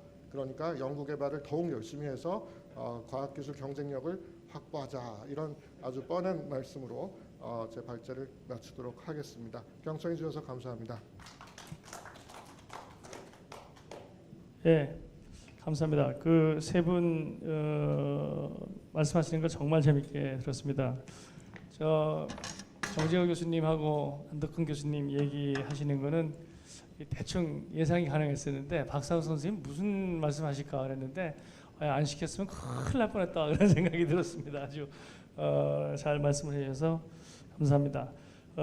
우선 우리가 3시 10분 정도이기 때문에 시간이 한정되어 있기 때문에 세 분한테 공통된 질문을 하나 드리고 개별적으로 따로 드리겠습니다. 공통적인 질문은 지금 세 분 전부 다 미국하고 중국이 경쟁을 하고 있다라고 하는 것에 대해서는 전혀 이견이 없으시고요. 또 미국하고 중국이 그렇게 옛날에 나쁜 관계는 아니었었는데 다른 단계로 이행을 하고 있다라고 하는 것도 같으신 생각입니다. 그런데 그럼 지금의 미중 경쟁을 어느 단계에 있다고 보시는 건지, 이게 시작기에 불과한 건지, 이미 많이 진화에 대해서 더 이상 얼마만큼 나갈지 그렇게 끝이 멀지 않다고 보시는 건지 하는 거하고, 그때 만약에 그러면은 그 엔드 포인트로 만약에 우리가 프로젝션을 해볼 때 이게 협력의 여지가 별로 없는 충돌인지, 뭐 어느 한쪽이 양보를 한다든가 아니면 둘이 타협점을 잡아서 어떤 중간점을 찾을 수 있는 형태의 경쟁인지라고 하는 걸 너무 큰 질문이라서 그렇지만, 지금 외교안보 통상 과학기술로 봤을 때 어떻게 나갈 거라고 보시는지 하는 거를 조금 먼저 여쭤보고서 시작하고 싶습니다. 간단하게 답을 해주시면 감사하겠습니다. 정재호 선생님부터 하실까요? 뭐 지금 현재 여전히 논쟁 중에 있는 이슈라고 생각을 합니다. 근데 제 개인적인 생각을 말씀드리면 50년대, 60년대까지 서로를 적으로 여겼던 미국과 중국이 70년대 닉슨 샥을 통해서 80년대, 90년대까지 적도 아니고 친구도 아닌, 중국에서 이걸 페이디페이오라고 하는데요, 적도 아니고 친구도 아닌 관계로 왔다가 지금은 이제 적에 준하는 관계로, 아직은 명확히 에니미라고 얘기하고 있지는 않지만 명확히 아까 말씀드렸던 몇 가지 주요한 문건에서 스트래티지 컴페티터다, 전략적 경쟁자다라는 말을 명확히 하고 있고, 미국이 만들어 놓은 질서를 수정하려고 하는 의도를 가진 국가로 중국을 적시하고 있기 때문에 적에 준하는 형태로 미국은 보고 있다, 이렇게 보는 것이 맞다고 생각합니다. 그리고 앞으로 전개될 과정에서 물론 이게 마치 리니어하게 1단계, 2단계, 3단계로 올라가는 것인지 아니면 전방위로 확 퍼지면서 가게 될지는 앞으로 두고 봐야겠지만, 일반적으로 우리가 두 나라, 경쟁하는 두 나라 사이에 분쟁이 경제 부분에서 그다음에 군사 부분으로 뭐 이렇게 옮겨가는 거를 상정한다면 아직은 자산의 동결이나 전반적인 금수 조치가 이루어지지 않았습니다. 그러니까 굉장히 낮은 단계의 경제적 분쟁의 부분에 머물러 있다고 보여지지만 지금 특히 작년부터 금년까지 특히 코로나 사태 이후에 미중 간의 관계가 급속도로 변하고 있습니다. 이것은 중국 학자들도 여러 글에서 그 사람들 하는 얘기로 질변, 즉 퀄리테이티브 체인지가 일어나고 있다. 미중 관계에 그런 상황이기 때문에 앞으로 단기간에 좋아지거나 중간점을 모색하거나 어떤 절충이 될 가능성은 중국이 예를 들면 절대 하지 않게 될 뭐 제조 2025나 이런 걸 포기하지 않는 한 그럴 가능성은 굉장히 적을 거다 이렇게 생각이 됩니다. 네, 그 경제적인 측면에서만 놓고 본다 그러면 그 단기간에는 미국이 계속 이 배타적인 디지털 경제 블락을 강화시킬 거로 보여집니다.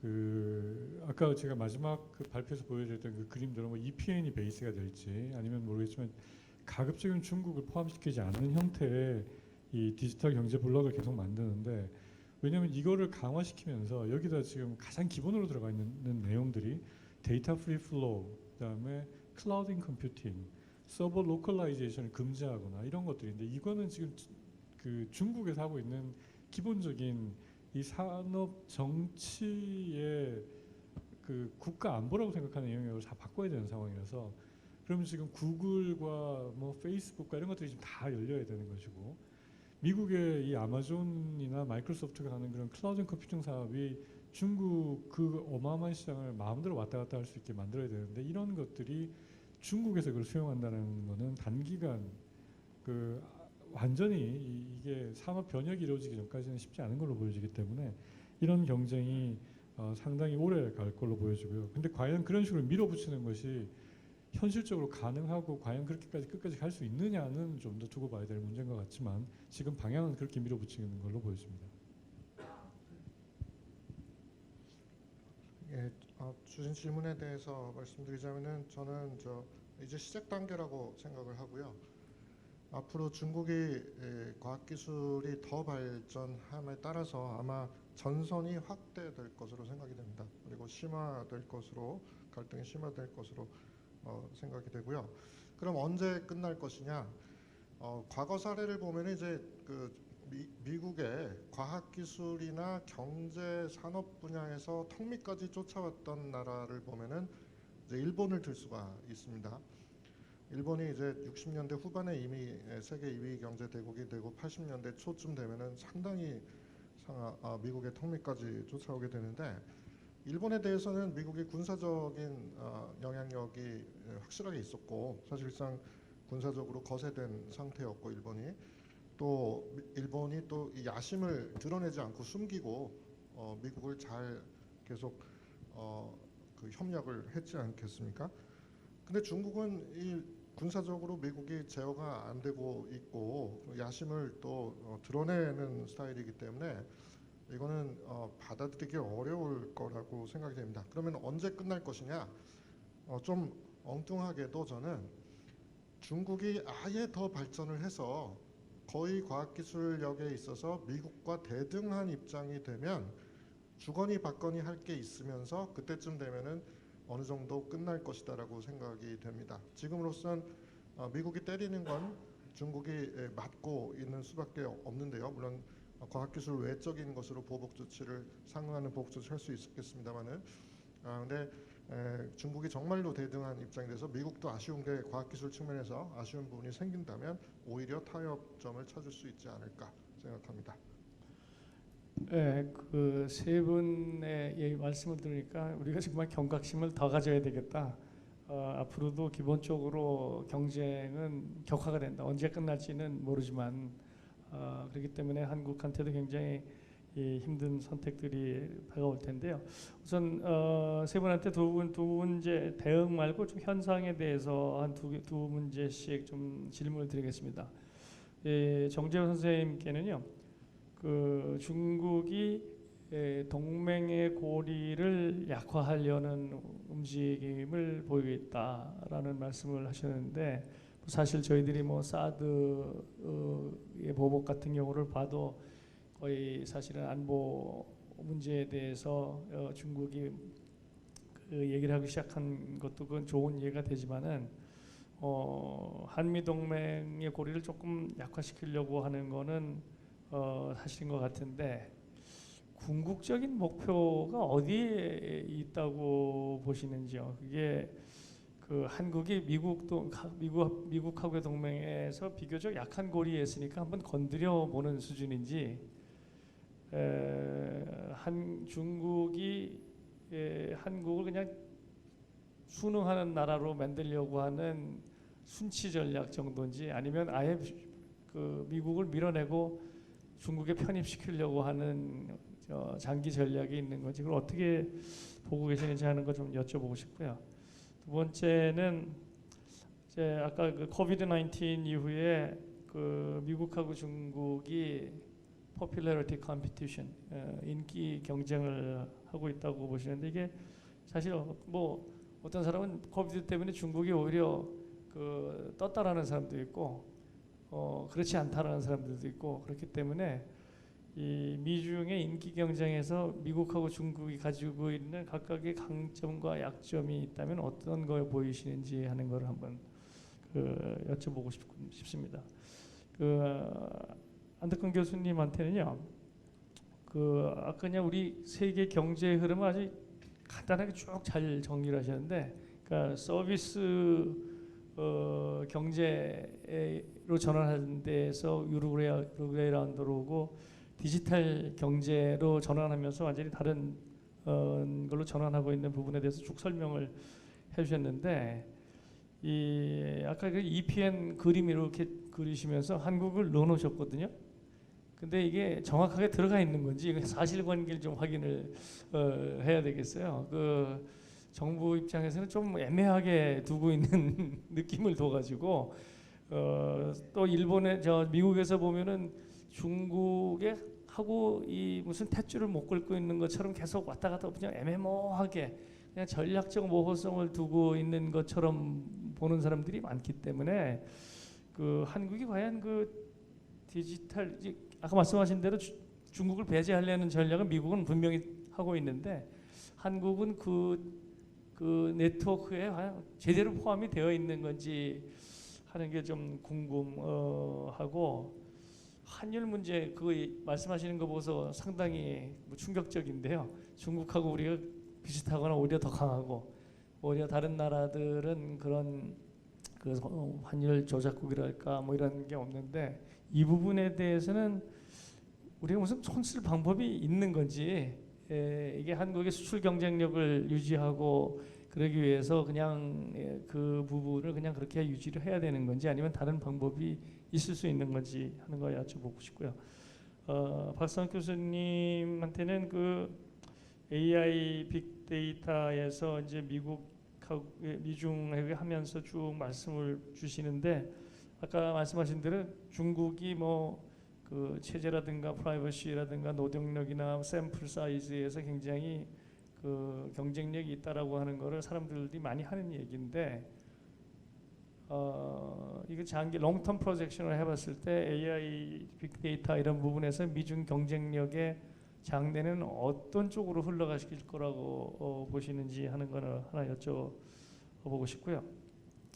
그다음에 이제 한국하고 미국은 경로 의존적이기 때문에 사실상의 과학기술 동맹에 가까운 정도다라고 분명히 말씀을 해주셨는데 우리 뭐 학계나 과학기술계를 포함을 해서 그래서 현장에서 보면은 미국에 있는 거를 한국에서 과학기술을 잘 소화해서 중국한테 물건을 팔고 있는 그래서 한국이 중간에 서서 이렇게 좀 여러 가지 이득도 보고 있는 구조를 말씀하셨는데 한국이 그런 과학기술 전체적인 네트워크나 과학기술 동맹 관계에서 패싱 당할 위험성은 없다고 보시는지 그냥 계속 한국이 어느 정도의 경쟁력과 레질리언스를 가지고 그런 네트워크 속에서 계속 서바이벌하면서 살아남을 건지 이거 자칫 잘못하면은 한국이 경쟁력이 직접 중국한테 가든지 아니면 다른 나라로 이전이 돼서 한국이 위험해질 상황도 있는 건지 라는 거에 대해서 한번 여쭤보고 싶습니다.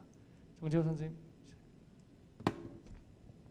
네, 두 질문이 약간 이 중복되는 부분도 일부 있는 것 같고 또 첫 번째 질문은 두 개의 세부 질문으로 나뉘어지는 것 같기도 합니다. 만일에 중국의 전략적 구상이 아시아에서의 지역 패권에서 끝난다면 사실은 중국이 현재 유지하고 있는 동맹 불체결의 원칙은 말이 됩니다. 왜냐하면 아시아에서 14개 나라와 국경을 접하고 있는 중국은 그 큰 나라 자체가 불침 항모의 역할을 하기 때문에 따로 동맹을 필요로 하지 않습니다. 만일에 중국의 그 구상이 아시아를 넘어선 전 지구적 패권이라고 한다면 중국이 동맹 없이 지금까지 국제 정치의 역사를 본다면 동맹 없이 세계 패권을 가질 가능성은 영국이나 미국이나 소련의 사례를 보더라도 불가능하다고 보여집니다. 그런 의미에서 중국이 동맹 정책을 바꾸든지 어떤 그런 부분들이 생길 것 같습니다. 뭐 일부 전문가들은 지금 중국이 진행하는 1대1로가 장기적으로 그런 동맹을 배양하는 하나의 그 라인이 될 것이다라고 얘기하고 있기도 합니다. 두 번째 세부 질문은 한국과 연관된 부분인데 그러면 동맹의 약한 고리로서의 한국의 부분 아마 여러분들이 기억하시는 분들도 계시겠지만 2017년 트럼프가 집권하고 플로리다에 본인이 가지고 있는 마라라고 리조트에 시진핑을 불러서 첫 두 정상의 회담이 이루어지고 정상회담이 끝난 다음에 트럼프 대통령이 그 당시에 뜬금없이 이런 얘기를 했었습니다. 한국은 원래 중국에 속한 나라였다고 난리가 났었죠 그 당시에. 나중에 이제 자세한 내막을 들어보니 시진핑이 트럼프에게 그런 얘기를 했었다라고 보여집니다.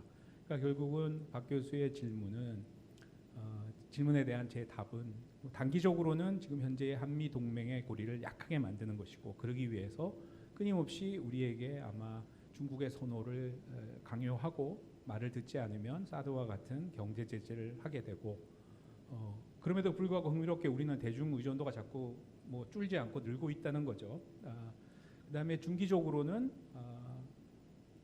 우리를 미중 사이에서의 중립적인 역할을 하는 그런 행위자로 만들 것이고 장기적으로는 방금 그 시진핑이 얘기한 것처럼 새로운 중국이 구상하는 신중화 질서 속에서 하나의 부분으로서의 한반도를 생각하는 것이 아닌가 이렇게 얘기할 수 있을 것 같습니다. 두 번째로 코비드 19이 만들어내는 포퓰러리티 컴피티션에 관련해서 우리는 지금 아까 제가 그 콘라드 아데나워 재단의 그림도 보여드렸지만 한국의 많은 분들이 특히 지식인들이 얼핏 생각하기에는 미중 간의 경쟁에서 미국이 압도적으로 이길 수밖에 없다라고 생각하지만 숫자로 따진다면 예를 들어서 UN 같은 경우도 UN은 두 개의 구조가 있죠. 하나는 일국 일표제의 총회가 있고 제너럴 어셈블리가 있고 그 다음에 강대국이 힘을 발휘하는 안보리의 그 구조가 있는데 과연 어느 쪽이 더 중요한지는 앞으로 쉽게 판단하기 어렵습니다. 자, 예컨대 아프리카나 중남미에 가면 미국과 중국 중에 누가 더 인기가 있을까요? 확실하게 중국이 더 인기가 많이 있습니다. 예컨대 왜 화웨이에 대해서 미국이 이렇게 민감한가? 화웨이가 거기에 그런 아프리카나 중남미 같이 경제력이 빈약한 나라에 화웨이를 그냥 깔아줍니다. 네. 그다음에 우리가 GPS 지금 뭐 그런 그 시스템을 가진 나라가 세계에서 4나라인데요. 중국의 GPS를 나라 수로 따지면 인구가 아니라 가장 많은 나라가 중국의 GPS를 쓰고 있습니다. 베이도우라고 하죠. 북두 칠성의 북두. 미국의 GPS가 아니라 중국의 베이도우를 더 훨씬 많은 수의 나라가 쓰고 있습니다. 왜냐하면 싸게 편하게 만들어 주기 때문입니다. 네, 그런 측면에서 본다면 과연 이게 장기적으로 제가 그걸 잊어버렸네. 실제로 미국으로 가는 유학생과 제3세계에서 중국으로 가는 유학생들 중에 숫자나 또 실제로 미국 정부가 그 재정을 지원하는 유학생과 중국 정부가 재정을 지원하는 유학생의 비율은 압도적으로 중국이 높습니다. 그래서 이게 장기적으로 그 국가의 엘리트를 배양하는 데 있어서의 미국과 중국 요즘 사실 한국에서도 미국 국가 장학금을 받고 가는 유학생은 거의 없죠. 네. 그러나 중국에서는 그런 걸 받을 수 있다는 사실을 생각한다면 이것이 장기적으로 플레이아웃하게 될 어떤 이 결과에 대해서는 사실 아무도 장담하기 어려운 부분이 있다고 생각합니다. 네.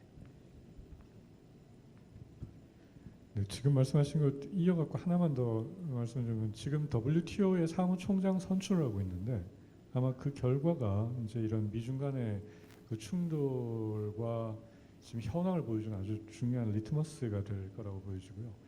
그 EPN 아까 말씀하신 거는 맞습니다. 지금 EPN에 대해서는 우리 정부가 아직까지 입장을 안 정하고 있는 것 같은데 비슷한 일이 계속 반복이 되는데 우리나라가 TPP를 처음 미국이 주도를 할 때 우리나라 가입을 굉장히 강력하게 요청을 했는데 당시 우리 정부는 한중 FTA를 선택을 했었습니다.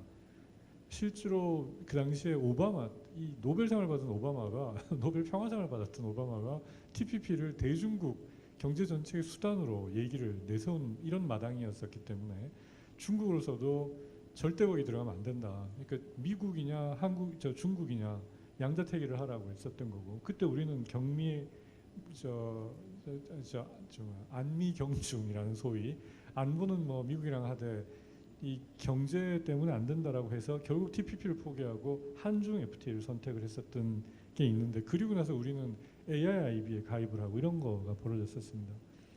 이미 그때 미국하고 우리가 경제 노선이 굉장히 달라지는 것들이 이제 대외적으로 드러났던 건데 지금 EPN이 어떻게 보면 마지막 기회인 것 같은데요. EPN도 미국이 마지막으로 지금 이제 그 리퀘스트를 한 거고 지금은 아무 실체가 없고 이게 지금 뭐 하는 거냐고 그러는데 지금 없습니다. 없는데 제가 보니까 지금까지 쭉 역사적인 맥락을 보면 아마 조만간에 저 트럼프 2기가 되든 아마 민주당으로 넘어가면은 저게 이제 TPP를 대신하는 툴로 활용될 여지가 굉장히 높아 보이고 그러지 않는다고 해도 아마 이 내용을 갖추는 상황에서는 트럼프 2기에서 저게 상당히 중요한 역할을 하지 않을까 싶은데 이때 한국이 여기서 빠지게 된다 그러면 이제 한국은 이제 대외적으로 중립국이라고 선언을 하고 있으나 이제 이 입장이 명확하게 사실 밝혀지는 이런 상황이 되지 않을까라는 생각이 듭니다. 이게 TPP 때하고는 상황이 다른 게 지금은 양국이 전쟁을 하고 있는 상황에서 이제 그 미국 정부는 이 가치 이념 전쟁, 진영 논리로 지금 편가르기를 하고 있는 상황에서 우리가 이제 EPN으로 구체화되고 있는데 가입 안 난다는 얘기는 그러고 나서 우리가 중국하고 더 이상 뭘 안 하고 가운데 있으니까 중립국이다. 아마 그때는 이미 이제 늦은 얘기가 되는 거 아닌가 싶고요. 그 환율 문제 아까 말씀하신 거는 이게 그 이때까지 통상 차원에서 보면은 중국 기업을 겨냥을 해서 미국이 만든 굉장히 과격한 조치들이 많은데 만들어 놓고 시행을 하는 데 있어서는 오히려 중국 기업보다는 우리 기업들이 중간에서 굉장히 큰 피해를 많이 보는 경우들이 많습니다. 지금 이제 이것도 대표적인 게 될 것 같은데 결국 중국을 환율 조작국이라고 지정을 해서 중국 기업들이 수출하는 걸 다 막아보겠다고 지금 하는 건데 지금 이걸 어디다가 처음 시작을 하고 있냐면 베트남이 타이어 수출하는 데다가 그 환율 조작된 부분에 있어서 관세를 추가로 부과하는 것을 지금 하고 있는 중입니다. 지금 이게 확정되려면 한 2달 정도 남았는데 이걸 하고 있는데 여기 걸려 있는 베트남의 수출 기업이 뭐냐면 금호 타이어예요. 우리나라 저 타이어 회사가 가서 수출해서 보내는 거가 지금 여기 지금 걸려 있는 이런 상황이 돼 있어서 근데 이제 보여드린 것처럼 사실 베트남은 지난 1, 2년 동안 환율이 거의 변동이 없기 때문에 여기 환율 조작이라는 거는 해봐야 이게 원래 안 나오는데 지금 테스트 케이스로 해보는 거고 이게 된다 그러면은 이제 환율 조작 문제로 그 수입을 막는 조치가 이제 판도라 박스가 열릴 텐데 상당히 걱정되는 지금 상황이 되어 있습니다. 아마 우리 산업계나 이제 정부도 이런 부분에 대해서 이제 좀 더 심각하게 고민을 해야 될 지금 상황이라고 생각이 됩니다. 예, 박철희 교수님 아주 좋은 질문 감사드립니다. AI는 결국 누가 이길 거냐라는 그래서 AI는 저는 뭐 AI 전문가는 아닙니다. 근데 이제 알려져 있기로 AI는 자꾸 많이 사용해보고 시행착오를 겪어야 발전하는 것으로 생각이 됩니다. 그런 면에서는 중국이 굉장히 유리한 위치에 있는데요. 다만 범용성은 지금 검증이 안 된 것 같습니다. 그러니까 중국판 AI는 중국 내에서 잘 사용이 될 것이고 미국판 또는 뭐 미영판 AI는 국어를 필두로 해서 전 세계 범용성이 좀 확보가 될 것 같습니다. 그런 측면에서는 호각지세다 이렇게 말씀드릴 수 있겠고요. 한국이 이제 국제과학기술 네트워크에서 한국 패싱이 일어날 우려가 있느냐는 질문 주셨는데 실제로 그런 우려가 있었습니다.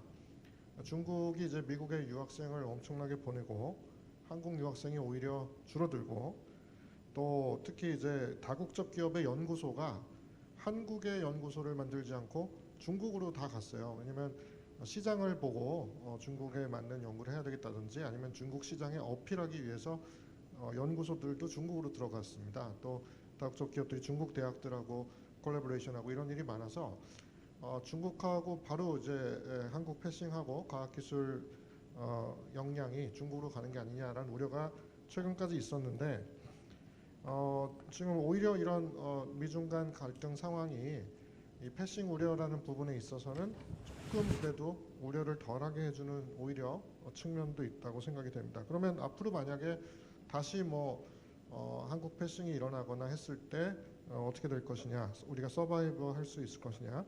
제가 볼 때는 지금은 서바이브 할 수 있다고 생각합니다. 지금 과학기술 역량 측면에서 아까 그래프도 몇 개 보여드렸습니다만은 객관적으로 말씀드려서 과학기술 혁신 역량이 제가 어디서 이런 얘기 하면은 좀 오히려 욕을 먹는데요. 과학기술계 내에서도 욕을 먹는데 세계 탑 5급에 들어가고 있습니다. 과학기술 혁신 역량이. 그러므로 이제 우리가 그동안 선진국이라고 추앙했던 나라들보다 앞서 있기 때문에 여기서 미국의 과학기술 지식이 더 이상 안 들어오거나 최악의 경우 그런 경우라 하더라도 갑자기 기술 혁신이나 과학 R&D 역량이 상실되는 일은 결코 없을 것이다 이렇게 생각이 됩니다. 그 시간이 이제 많이 지나가는데 역으로 질문을 드리고 나중에 정재현 선생님한테 질문이 많이 들어왔어요. 그래서 이렇게 역으로 하겠습니다. 박상욱 교수님 마지막에 역시 결론은 뭐다 이런 것처럼 자강을 해야 된다 얘기를 하셨는데 과학기술 분야에서 지금 마지막에 또 한국이 세계 탑 5에 들어갈 정도의 역량이 있는 나라로 성장을 했다. 그랬을 때 좀 더 자강의 길을 좀 더 강화해야 된다면 어떤 조건이 필요한 건지 한 얘기를 좀 여쭤보고 싶어요. 그런데 예를 들면 저도 이제 일본에서 요새 수출 규제하니까 부품 소재 장비 전부 다 한국에서 특히 저 소재 같은 거 한국에서 다 만들자 이런 지나친 자강 논리도 있거든요. 그래서 자강이라고 한다 그럴 때 우리가 글로벌 밸류 체인에 들어가고 있는 상태에서의 과학기술의 자강이라고 하는 거의 조건은 어떤 거를 보시는지 정책을 전공을 하신 입장에서 좀 말씀해 주시면 좋겠고요. 안덕근 교수님 역시 우리 미중 할 때 제일 지금 딱 걸려 있는 게 화해잖아요. 우리 박상욱 선생님 그거 피해갈 길이 별로 없을 것 같다라고 하는 말씀도 하셨는데 이 화해 같은 것이 어떻게 보면 직접적으로 지금 한국의 기업과 정부가 걸려 있는 부분이고 LG 플러스 같은 경우는 일부 들어서 사용을 하고 있는 상황인데 이 부분은 어떻게 좀 하면은 통상과 외교 갈등을 좀 줄여갈 수 있는 방안이 있을 건지 하는 거를 여쭤보고 싶고 정재훈 선생님 제가 드리는 질문은 사실 인도 패시픽, 인도 태평양하고 쿼드에서 미국이 굉장히 점점 적극적으로 되어가고 있는데 한국은 역시 거의 머리를 모래에 딱 묶고서 다 입장을 안정하고 있는 그런 상황인 것 같거든요. 이거에 대해서는 한국이 좀 현명한 선택은 어떤 게 될 수 있을까라고 하는 것을 제가 여쭙고 싶고 여기 채팅으로 질문을 해온 거는 캐시탭에 있는 분이 아까 미국의 대중국 전략 보고서 큰 거 요새 계속 나온다 그러는데 한국도 범부처적으로 대중국의 부상에 대한 전략이 필요하지 않냐 이럴 때 좀 우선적으로 고려해야 될 사항이 있다면 뭐가 있겠냐라고 여쭤본 게 첫 번째고요. 국제문제연구소에 와 계신 분이 지금 미중 간의 경제, 군사적 경쟁은 남중국해에 집중돼 있어서 그래도 당분간은 회피할 수 있을 것 같은데 금방 불길이 닿을 것 같지는 않은데 사실상으로 이 북한의 핵 문제 같은 WMD라든지 북한이 불안정해져서 핵무기를 사용할 가능성 같은 걸 생각하면은 미중 간의 전략적 이해가 공유돼 있다고 보는데 이거에 대해서는 어떻게 보시는지 하는 질문이 들어와 있고요. 이저 정재 교수님한테 마지막으로 하나 더 하면은 우리가 한국의 중경국의 위치를 생각을 하면 신남방 정책과 같은 외교적인 저변을 넓히는 노력이 필수적이라고 보는데 이런 선택에 대해서 교수님은 어떻게 생각하시는지 좀 여러 개가 돼서 죄송한데 간단하게 마지막에 짚어주시면 되겠고요. 박성욱 선생님부터 시작하실까요? 네, 간단히 말씀드리겠습니다. 저 자강 말씀드렸는데 이건 독자 생존이나 자력 갱생을 말씀드린 것은 아니고요. 소부장 사태에서도 드러났습니다만은 사실은 뭐 저 안정적으로 질 좋은 거를 납품 받을 수 있으면 일본도 좋고 한국도 좋고 그렇게 살아왔던 것인데 갑자기 그 정치 논리로 수출 규제를 하다 보니까 좀 불편한 상황이 야기가 됐죠. 그래서 우리가 애써 만들지 않았던 굳이 만들지 않았던 것을 우리 손으로 만들어야 되는 그런 상황이 벌어지기도 했는데 제가 생각하는 자강은 그런 불편이 초래됐을 때 그거를 크게 타격으로 받아들이지 않고 우리가 하지 조금 불편하지만 이렇게 생각할 수 있는 수준의 과학기술 역량이 자강이라고 생각이 되고요. 여러 이제 설이 있습니다만 결국 우리 반도체 산업이 큰 타격 없이 소부장 사태를 이제 겪어내고 있는 것도 자강의 수준을 보여주는 하나의 사례가 아닌가 생각이 됩니다. 허위 문제는 아까 저 박 교수님께서 잘 말씀해 주셔서 우리가 지금 이제 선택을 할 수밖에 없다 그랬는데 지금 당분간은 보면 그럴 것 같습니다. 이게 예전에는 디커플링을 시킨다고 했었고 그래서 우리 기업들이 그러면은 그 소비 시장을 미국 쪽하고 중국을 나눠서 공장을 중국에 두고 중국하고 미국 쪽 멕시코를 가가지고 미국 시장을 한다 그랬는데 지금 그 문제가 아니라 중국에 들어가지고 중국 기업하고 화웨이하고 이게 거래를 하면은 아예 이쪽에서는 사업을 접으라는 거기 때문에 결국 양당 간의 결정을 지금 하게 만들고 있습니다. 그리고 완전히 지금 디커플링을 시키고 있는 상황이 돼 있는 상황이라서 지금 우리 산업계는 사실 굉장히 급박하게 중국으로부터 엑소더스가 지금 벌어지고 있는 상황이고요. 그 대안으로 지금 생각을 하는 베트남이 사실 베트남도 지금 정치적으로 여러 가지 위험성이 있기 때문에 지금 어디로 갈지를 모르고 갈피를 못 잡는 이런 상황이 돼 있습니다. 단기적으로 우리가 그동안 이게 양쪽에 이렇게 시장을 나눠서 했던 것도 그렇게 갈 수 있는 시간도 얼른 많지 않은 것 같아서 참 안타까운 상황인데 이게 한마디로 딱 답을 드리기가 어려운 상황이네요. 요즘 어디 가면 대부분의 질문이 저한테 옵니다. 익숙한 상황입니다. 그 네 가지 질문 정도 되는 것 같은데요.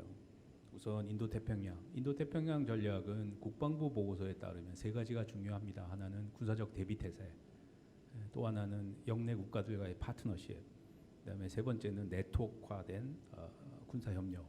이게 이제 미국 국방성이 내놓은 인태 전략의 핵심입니다. 과연 우리는 지난 2년 3년 동안 우리의 군사적 대비 태세는 더 좋아졌을까? 요즘 신문에도 많이 납니다만 과연 우리는 전쟁을 준비하고 있는 국가에 걸맞는 군대를 가지고 있는가? 두 번째, 지금 한일 문제에도 한일 간도 그렇지만 과연 우리는 영내 국가들과 군사적 파트너십을 잘 하고 있는가? 이런 걸 보았을 때 과연 인태 전략에 우리가 들어간다고 했을 때 과연 미국은 실질적으로 반길 것인지 그건 제가 잘 모르겠습니다. 지금 두 번째는 쿼드 플러스는 저는 일단 조인하고 제가 어디 회의에서 한 얘기가 있는데 join first and calculate from within. 일단 들어가고 안에서 계산하고 결정하자. 저는 쿼드 플러스에 대한 제 개인적인 생각입니다만 두 번째는 우리나라 범부처의 대중국 전략 보고서 가능성 없다고 봅니다. 세 번째 북핵 한반도 관련해서 미국과 중국이 이익의 공유가 있다. 저는 조금 잘못 이해하고 계신 것 같아요. 저는 미중 간의 협력의 가능성은 두 가지 변수가 있다고 보는데 아시아의 이슈일수록 미중 간 협력 가능성이 낮다. 아프리카나 중동이나 이런 데서의 미중 협력 가능성은 굉장히 높다. 두 번째는 전통적인 안보 이슈에서 협력 가능성 낮다. 비전통 안보는 높았는데 이번 코비드를 보니 그것도 잘 모르겠다 이겁니다. 예를 하나 들어드릴게요. 우리나라 언론엔 보도가 안 됐지만 2018년 10월에 미국과 중국이 협력해서 나이지리아의 반군으로부터 핵물질을 수거했습니다. 그러나 왜 그런 일이 한 번 더는 안 생길까요? 왜냐하면 미중 간의 북한과 북한 핵에 대한 캘큘레이션이 다르기 때문입니다. 이 공유하지 않습니다. 그 다음에 지금 아까 그와 연관돼서 남중 국해에 집중돼 있다. 한동안은 비껴갈 수 있다 이야기했지만 이게 단순히 관심과 빈도의 문제가 아니라 가연성의 문제입니다. 남중 국해는 미중 간에 뭐 붙더라도 옛날 2001년의 EP3 사건처럼 가볍게 끝나거나 국지로 끝날 가능성이 있으나 가연성이 낮다는 거죠. 일단 분쟁의 가연성이 빈도는 많을 수 있어도 그러나 한반도는 빈도는 많지 않겠지만 한번 일어나면 가연성은 토탈 워로 갈 가능성이 굉장히 크다고 보여집니다. 역사적 상황을 봤을 때. 네 번째는 중견국. 저는 중견국이라는 개념을 제가 안 씁니다. 왜냐하면 우리는 항상 중견국이라고 말하면서 우리 자신이 자랑스러울지 모르나 지금 동북아에서 우리가 중견국인가요? 동북아에서 우리보다 약한 나라는 몽고밖에 없습니다. 그런 상황에서 굉장히 상대적인 개념이기 때문에 저는 그 말은 별로 쓰지 않고 중견국 얘기하면서 우리가 만들었던 게 뭐 믹탄이 이런 거 있습니다. 근데 우리가 정말 중요한 문제가 생겼을 때 믹탄 멤버가 우리를 도우러 올까요?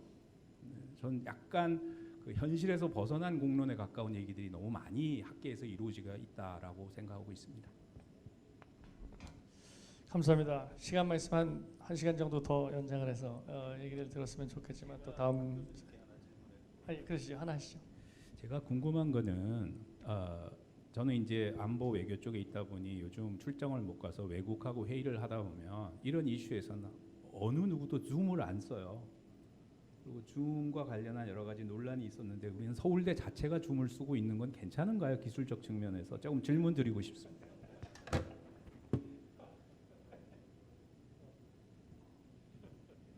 저도 줌을 즐겨서 사용하고 있습니다. 여러 가지 설이 있는데요. 글쎄요. 뭐라 답변 드리기가 상당히 어렵습니다. 근데 네, 줌에서 이제 서베일런스가 있어서 그쪽에서 뭐 누가 됐든 무언가를 들여다보거나 자동으로 어떤 워드나 뭐가 필터링이 됐을 때 갑자기 이거를 들여다본다라는 게 이론상은 가능하지만 굳이 그럴 것인가라고 생각을 하고 굳이 그럴 만한 말은 안 하거나 굳이 걸릴 만한 그쪽에 이제 AI가 잡아낼 만한 단어가 들어가더라도 그 뒤로는 영양가 있는 말을 안 하는 그러한 전략으로 계속 사용은 하고는 있습니다. 예. 여기 정재원 선생님이나 안덕 선생님 전부 다 그렇지만 저희들이 참 세미나를 많이 다녀가지고 호모 사피엔스가 아니고 호모 세미나리안이라고들 그러는데 이렇게 다녀 보면 역시 프로와 아마추어를 확실하게 구분할 수 있는 거는 이제 세 가지 정도 같아요. 하나는 그 핵심을 정확하게 잡아서 얘기하는 거고요. 두 번째는 정확하게 알아듣기 쉽게 빙빙 돌리지 않고 얘기하는 겁니다. 세 번째는 길지 않고 짧게 얘기하는 건데요. 오늘 그 세 분이 전부 다 완전히 그 프로페셔널의 아주 모델 케이스를 보여준 것 같아서 좋았습니다. 굉장히 공부가 많이 됐고 아마 우리 직접은 아니지만 아마 이 온라인으로 들으신 분들에게 많이 도움이 됐을 것 같습니다. 세 분 정말 감사합니다. 큰 박수로 끝내겠습니다.